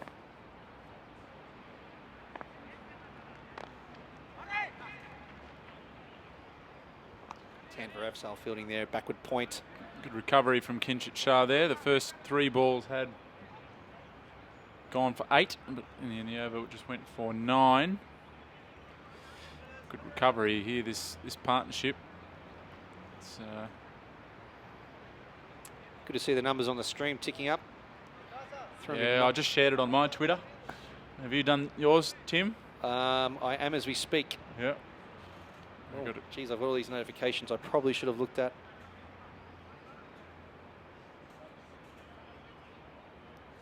Yeah, good to, if you're a fan of the stream, do encourage you to share it. Of course, this is all subsidised here by Cricket Hong Kong, bringing you this live and free action. 3 one-day international matches between Hong Kong and PNG. Here we are in the decider. 1 match apiece after the 2 matches on Friday and Sunday. I wouldn't say the weather is as good as it has been the last 2 matches. A little bit more muggy today, as is evidenced by my slightly two-tone white shirt, but still great conditions. Well bowled by Hassan Khan. Spinning quite sharply back into the right-hander there. So interestingly, they've taken Nadeem off, leaving him 1 over. Perhaps swinging him down the other end. But Hassan Khan here with 2 overs left.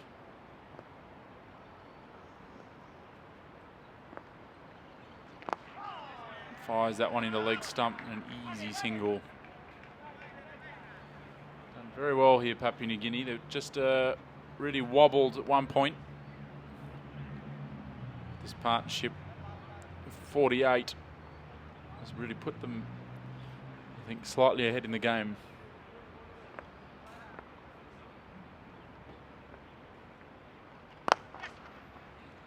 Soper just bunting that full toss down to Kinchit Shah at long on. Took one of the best catches I've probably seen in cricket game against Afghanistan in the World T20 qualifiers last year, Max. Miscued, but won't quite carry to the fielder at deep long on. There we go, I've now tweeted. So let's see how many people are listening and can go onto Twitter, and we'll have a retweet off between you and I. Yeah, well, I've already retweeted, so I'm ahead of you. That's why we just ticked over 400, because I retweeted. Bowled by Hassan. Good to see Chris White of the Hong Kong Cricket Club Wanderers, one of Cathay Dragons pilots in the background there. Very thoughtful. Short from Hassan, but edged. No run. Just see that sort of straight field, can't you, with the finer guys protecting against those short boundaries, and that's well fielded down there. Pretty good over that one. Just 4 runs off it, which is not too bad for Hong Kong at this stage. 5 overs to go now. I suppose PNG will be hoping they can get somewhere near 240, 230 to 240. Well, anything's possible with this PNG batting lineup. We've talked about it at length in the last 2 matches, that they really do bat all the way down.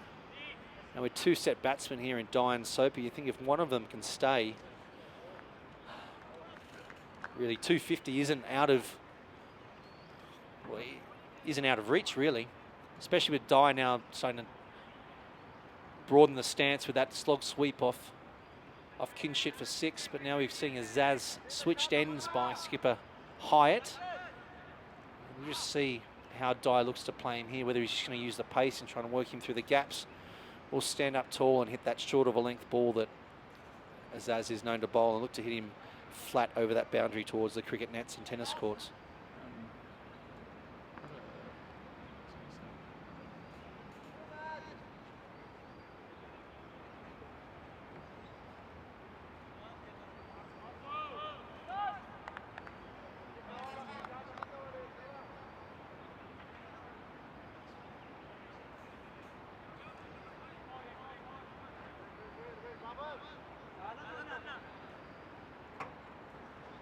Good to see some healthy debate there about the tactics down the stream, but let's keep that debate respectful, keeping that open so Hong Kong cricket fans can talk there.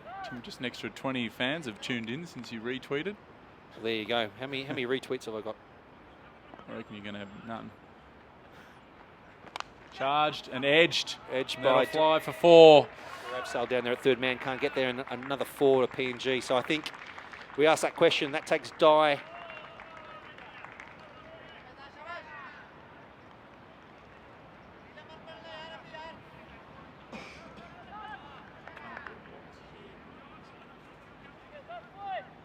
Dye on to 39 or 44. Apologies there, just a frog in the throat there.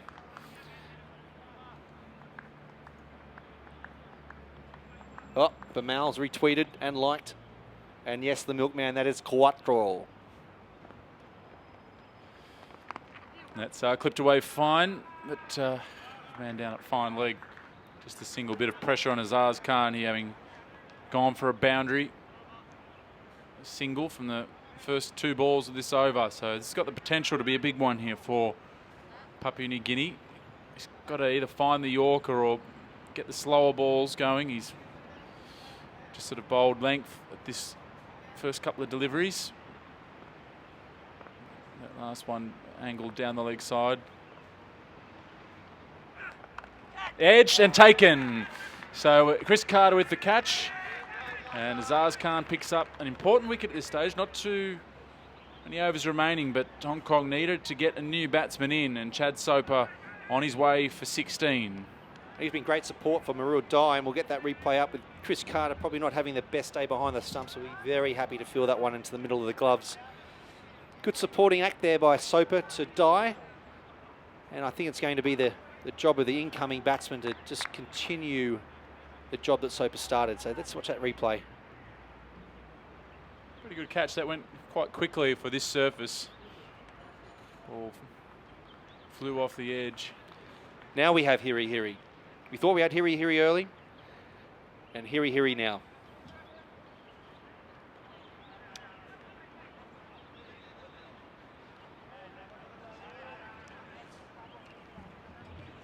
A few less Peronis being consumed today in the crowd. There's Chris White. Captain White, as he's normally known. Pilot for Dragonair. Yeah. Cathay Dragon, as they're now known. A proud wanderer. Hong Kong Cricket Club converted from left arm quick to left arm spin this year, what all the good people do. Match winning 4 from the first game against Pakistan Association. So 201 for 7. It's, I think Hong Kong will be thinking they'll be desperate to keep it under 220. PNG will be looking to get over 230 still. But I think PNG have got to a point now, well, this is the exact score that they made in the second ODI, and it was enough. So I think they've kind of got to the pretty close to a par score here. Now it's about getting some cream. Zazar's attempts a Yorker, but over pitches slightly, but Hiri Hiri can't capitalise. Bubba Hyatt with a bit of fancy footwork there, and might have had a run-out chance there if he'd gathered it cleanly. Dye might have pulled out of the slow in the batting when he saw Bubba fumbled it, but he might have just been on him there if he'd got it clean in the hand. But I think every ball that Hiri Hiri's down this end is also going to be a good one for Hong Kong, but I think they're just hoping for bang, bang, bang here and a shut up shop quickly. Ball off the pad, well stopped by Chris Carter. Could have been 4. And the little flick on the pad saves the wide as well. John Lister, we've got the beer tent and tea tent set up here, so I'm not sure why you haven't flown here. Peroni great sponsors of this tournament. Geez, Max, how good have they been? Fantastic. Everything that's been drunk today, all 3 matches, all donated by Peroni. Great support of this event. That's the Yorker, right on the money from Azaz Khan.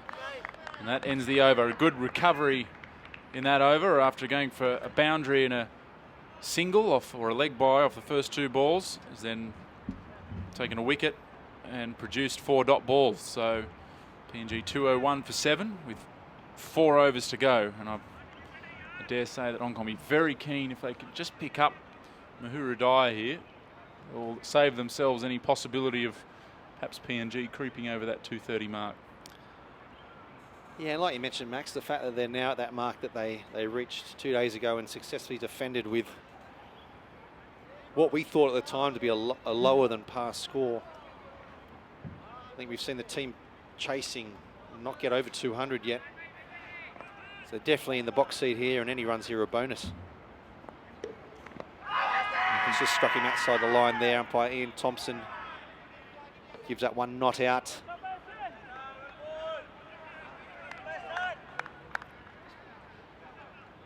We'll have a quick look at one again if we can, but I think that's going down that sweep shot. Dyer's got his... Very hard getting those replays in. Oh, that's in the slot and smacked over long on. And I think that went into the apartment blocks down there, or unless there's a branch overhanging the fence. There was a rustle in the trees as that ball headed down to the long on boundary. But unfortunately, Hassan Khan just got in the slot there. I think this is the LBW shout for the ball before. Yeah, we say well outside the line of offside. And while we're going shopping at Kookaburra for a new ball, I think we'll have a look at that shot from Mahuru Dyer as well, who's going to be a key man with the ball this afternoon. He's proving a critical man for PNG with the bat as well. Yeah, Hassan Khan will be disappointed there. Just a fairly quick delivery straight in that half volley slot, and Mahuru Dyer showing he's not afraid to get down on one knee and slap the ball over the onside. And it's a good shot. I think I've got 1 retweet, Max. I've got 2. Claire Crutzen, cricket coach, cricket player, coach of the Netherlands women's team, coach of Hong Kong, played for Hong Kong, and now back in New South Wales looking after a key role in women's cricket there. Glad you're enjoying the stream noodles.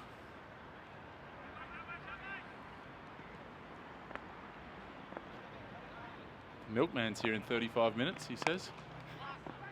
Do we know who the milkman is? We know who the muffin man is, but the milkman, I'm not sure. Name yourself, Mr. Milkman.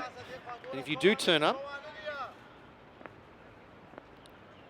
I'll come say hello. Fired in short from Hassan Khan. Worked into the onside, and I think Hong Kong will be happy to get Hiri Hiri on strike.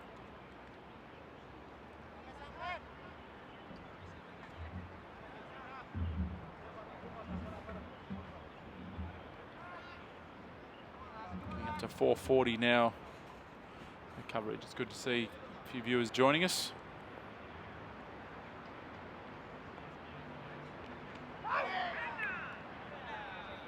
Ambitious appeal there from Ehsan, almost in desperation, I think.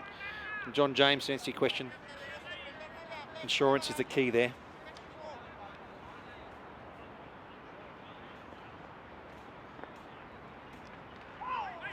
Another play and a miss, and that helps out the over somewhat, keeps it to 7 runs, despite 6 being hit off the second ball.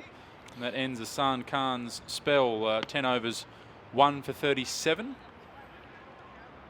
Tidy figures once again. And we'll see Azaz Khan bowl this. I dare say Nadeem Ahmed will bowl the penultimate over. Just watching Austin Smith walk past, the strength and conditioning leader for Pinnacle and the Hong Kong team walk past. He's keen to do some commentary, I believe. He's went to grab him before, but couldn't find him. And there he is. Might be one for after the lunch break. So as you said, Azaz coming in again, 6 overs for 36. That 1 wicket as we saw last over. Chad Soper going for 16 off 30 balls. Good partnership that in the end for Papua New Guinea. 57 runs, 10.4 overs, at just a tick under 5.5. Crucial runs these. Yep. Do stick around in the innings break. We will talk to Coach Simon Cook. Well, that's a good shot, hit cleanly. And there's no one out there.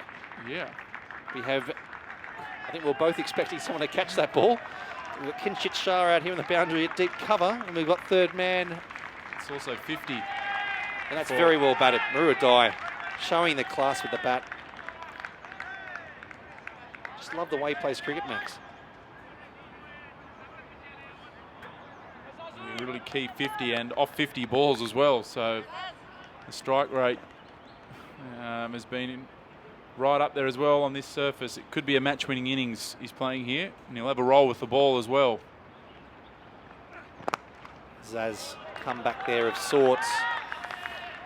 Not sure about this option of having the fine leg back and the no man out there square on a slow wicket. You've got to back your bowlers, I think, to bowl the right lines.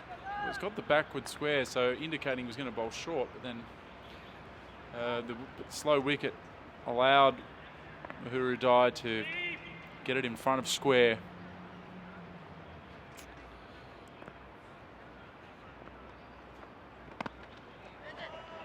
Very enterprising shot there. Brian Campbell in the blue and red training gear there today, and a little bit of inspiration. Dye looking a little flick. Probably lucky he didn't hit that back up into his chin. A bit of an inside edge back onto the pad. 1 run to the total. Yeah, during the lunch break, we hear from Coach Simon Cook after this innings, as well as show you all the wickets that have fallen.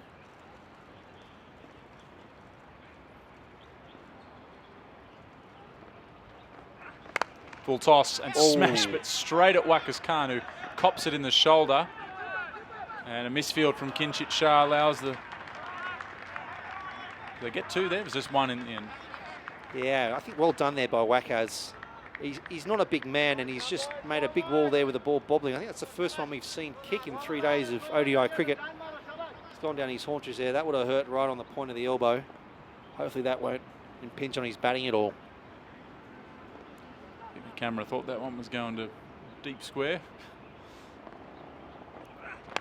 Had an offer of beverages. If we can have a guest commentator. We're always happy to have guest commentators, but I think by negotiation, John, there. Got to buy that ticket first. I've seen you commenting. Get that ticket to Hong Kong and up you come. And John James, it's all a matter of perspective. If you hold an egg, look from the bottom, it looks very round.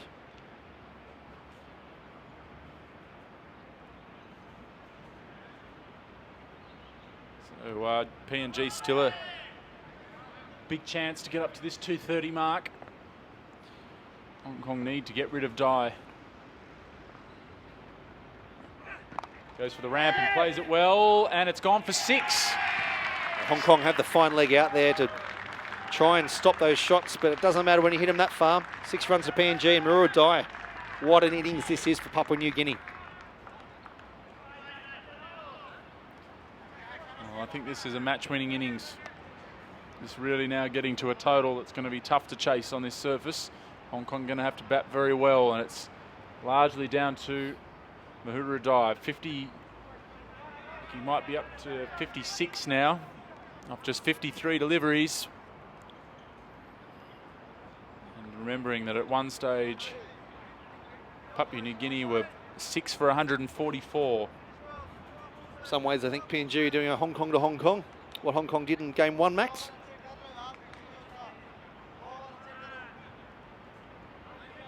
Nadeem Ahmed to now come on for his last over. We'll try and get a replay of that shot from Muruadai.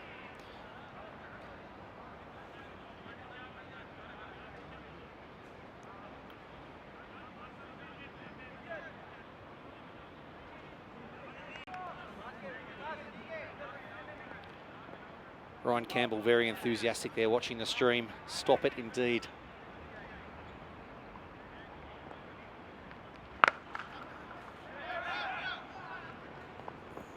Kinchit Shah not quite getting to that one. Probably lucky to get away with a ball that short, but We haven't seen too many sixes hit square here, have we, Max? So Nadeem Ahmed, what's he going to do? Try and bowl a little bit quicker here and cut out that slog sweep, or a little bit slower and have him going straight? Fire it in. Oh, and he's got that. That's going to go all the way. That's over the fence, into the apartments. What an innings this is from Mahura Dai. And I can see Anshuman Rath here in front of us throw their head back, knowing that he's hit another one clean out of the middle. And what an innings this has been. And unfortunately for Hong Kong, just guilty of getting in the slot. He's hit a few balls from that spot there, about a half volley length. And this now really turning into a good total here for Papua New Guinea. We said it, didn't we? Anything can happen. Runs score quickly, and if one of these men, especially Dai, can hang around, really with hitting like this, Hong Kong are looking down the barrel of closer to 5 runs and over rather than 4 to 4.5.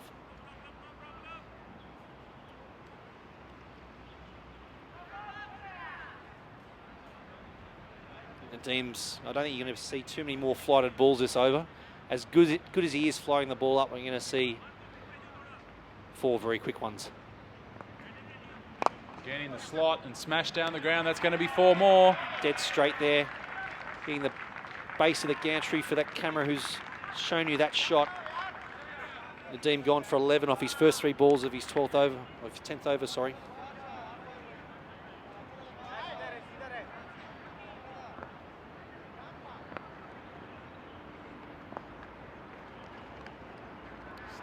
Doesn't connect this time with the big one. Don't think you need to do that, Max. He's hit so well straight. Probably. He can do what he wants at the moment, Mahura Dai.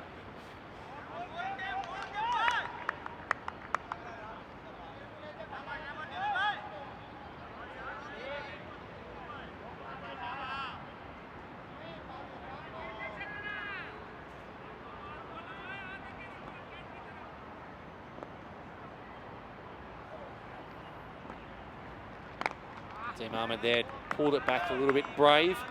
2 dots in a row. And they'll be very keen for a third or a wicket to try and keep Dai off strike for the start of the last over. This goes for the reverse sweep and misses.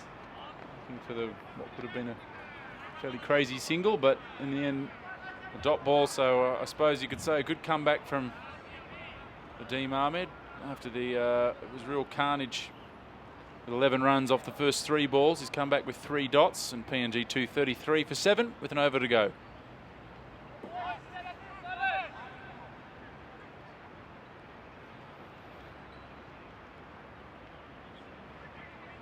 So we're just seeing that again, that reverse sweep.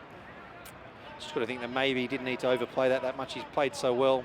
Just sit back in his crease and wait, but Nadeem Ahmed's bowled well again there for Hong Kong. He finishes with 1 for 37 off his 10 overs, even with that last over. With 11 coming off it. That takes his tally to for the series to 8. So here we are into the last over of the PNG innings. PNG 233. I think they're definitely eyeing off 250 now. After being 6 for 150, that looked a long, long way away, but they've done very, very well. Well, I think Hong Kong will be looking to Bubba Hyatt and Azak Khan in the run chase. And we're bowled from Azaz Khan. This has been 4 dot balls in a row. He's pulled things back somewhat. Every run here very important.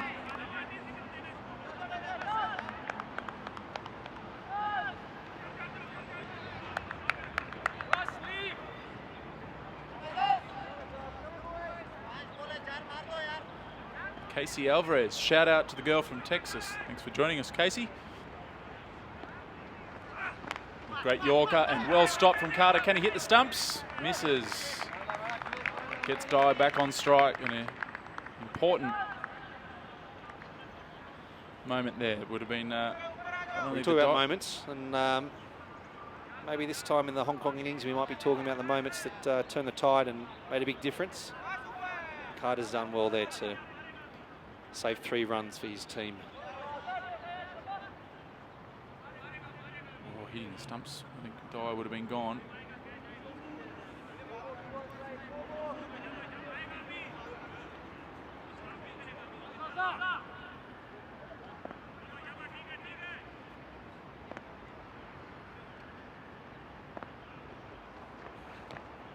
Cutter gone wrong. Smacked in the outfield. Anshuman Rath, ball spins. It's able to. In fact, it's Kinship Shah out in the boundary there, gets it back in. Saves 2 runs. Dye still on strike for the last couple of deliveries. This is where the gloves come off, don't they, Max? Just thinking, where are my zones? Zaz bowling just short of a length, but the occasional Yorker. I'm going to go for another Cambo sweep here. Another Cambo scoop, I should say, with Tanvir Afsal up at fine leg. Razar's pace off the ball here. Cutter, but it's in the slot and driven into the gap for 4. What a shot there. Great cricket shot there from that man, Mahura Dai. What an innings for PNG, but that bowling leaves some of the imagination there. Full and wide, allowing the PNG batsman Dai to just free his hands there and go over Bubba Hyatt there at short cover. Not a lot of risk in that shot in the end. Yeah, Zaz Khan, I'm sure he won't be happy with that. 2 balls still to go here. Papua New Guinea, they've got to 240. So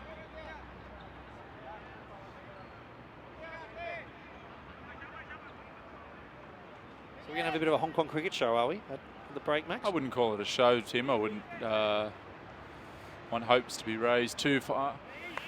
But we'll just have a quick little interview. We'll show some wickets, especially now as I can see there's a few more joining the stream. Andrew Mountford, have to agree with you there. This total is going to be a hard one to chase down, and definitely something we will touch on in the break. If I'm allowed to stay around, that is. Max will be talking to Simon, or? I'll be kicking you off. Yeah. Not wanted.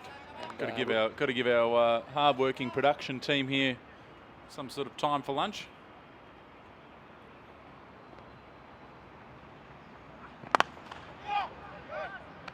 I'd say it's well bowled by Azaz, but just a few too many runs have leaked from this last over. Let's hope he can close it out for Hong Kong's sake. See the ICC retweeting us recently there, so a little boost in numbers. Got to see the numbers going up and up there.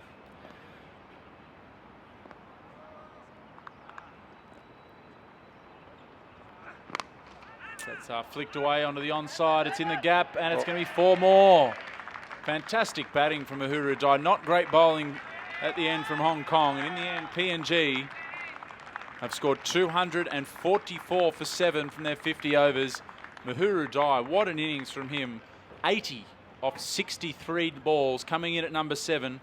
PNG recovering from 144 for 6 to make what is now a very good total, 244 for 7, and it's going to be a tough chase for Hong Kong.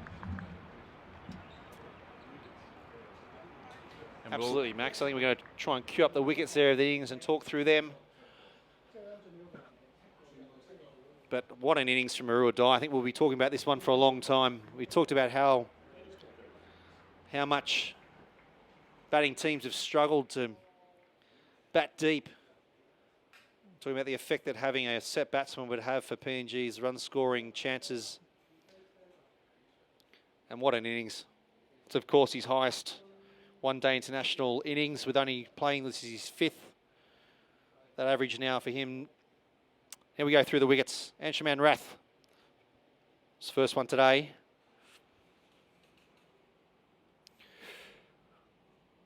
A bit of a mix-up there, as you can see, with that great view. Nice and easy, the pressure there from Rath's bowling. A very unhappy batsman there.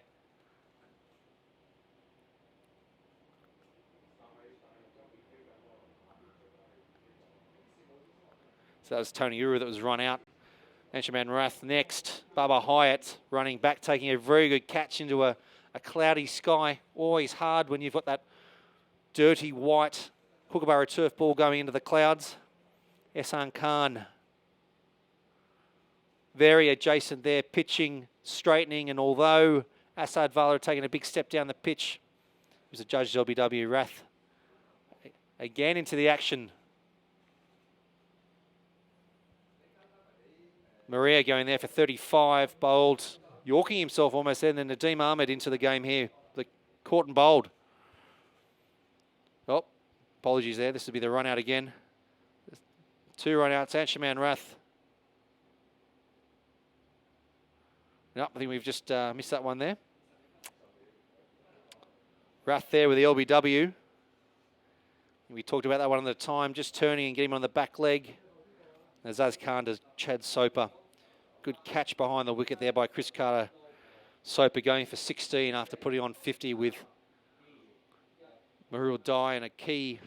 Thank you. Joined here by Anshuman Rath, who took 3 wickets for the 3rd time in this series. Anshuman, PNG recovering somewhat there. How do you feel about the score they've made? Yeah, I think it's a good score. I think they did well from where they were. I think Mahuru Dai played a very special innings. But I still think it's a good wicket. It's not turning as much as the other wickets, so I think we'd back ourselves to chase it down. And 144 for 6. I'm sure you weren't eyeing off 244 at that stage. The recovery, were you happy with the bowling and fielding with you guys? Yeah, I think on the whole it was good. I think PNG did give credit to the PNG batsmen. I think they really stuck in and really did well. But I think we need to be a bit more solid in the way that we come back. I think sometimes our heads drop a bit too easily. Some of the boys are a bit, get a bit sloppy when things sort of go away. But I think overall, I think it was a great effort from the boys, especially to get their top order out quickly. I think that was key. And how about the pitch? How's it playing today? Yeah, it's not as much spin. I think it's a nicer batting wicket than what we've seen on other days. So I think what we need to do is keep our plans simple, back ourselves to bat time and hopefully knock these runs off. Simon Cook said the other day that turning the strike over is an area that's been spoken about a lot. Has that been spoken about again before this 3rd ODI? Yeah, definitely. I think as we saw with the PNG boys, the way they got in was to rotate the strike, and they really took their time and they really grinded it out. And I think that's something that we need to do today in order to chase this down. And you got a few runs in you yourself? Hopefully. That's how I see it. Good luck for the chase. Cheers, mate. So join us shortly. 1:40, we'll be back on with the coverage with Hong Kong requiring 245 runs to win.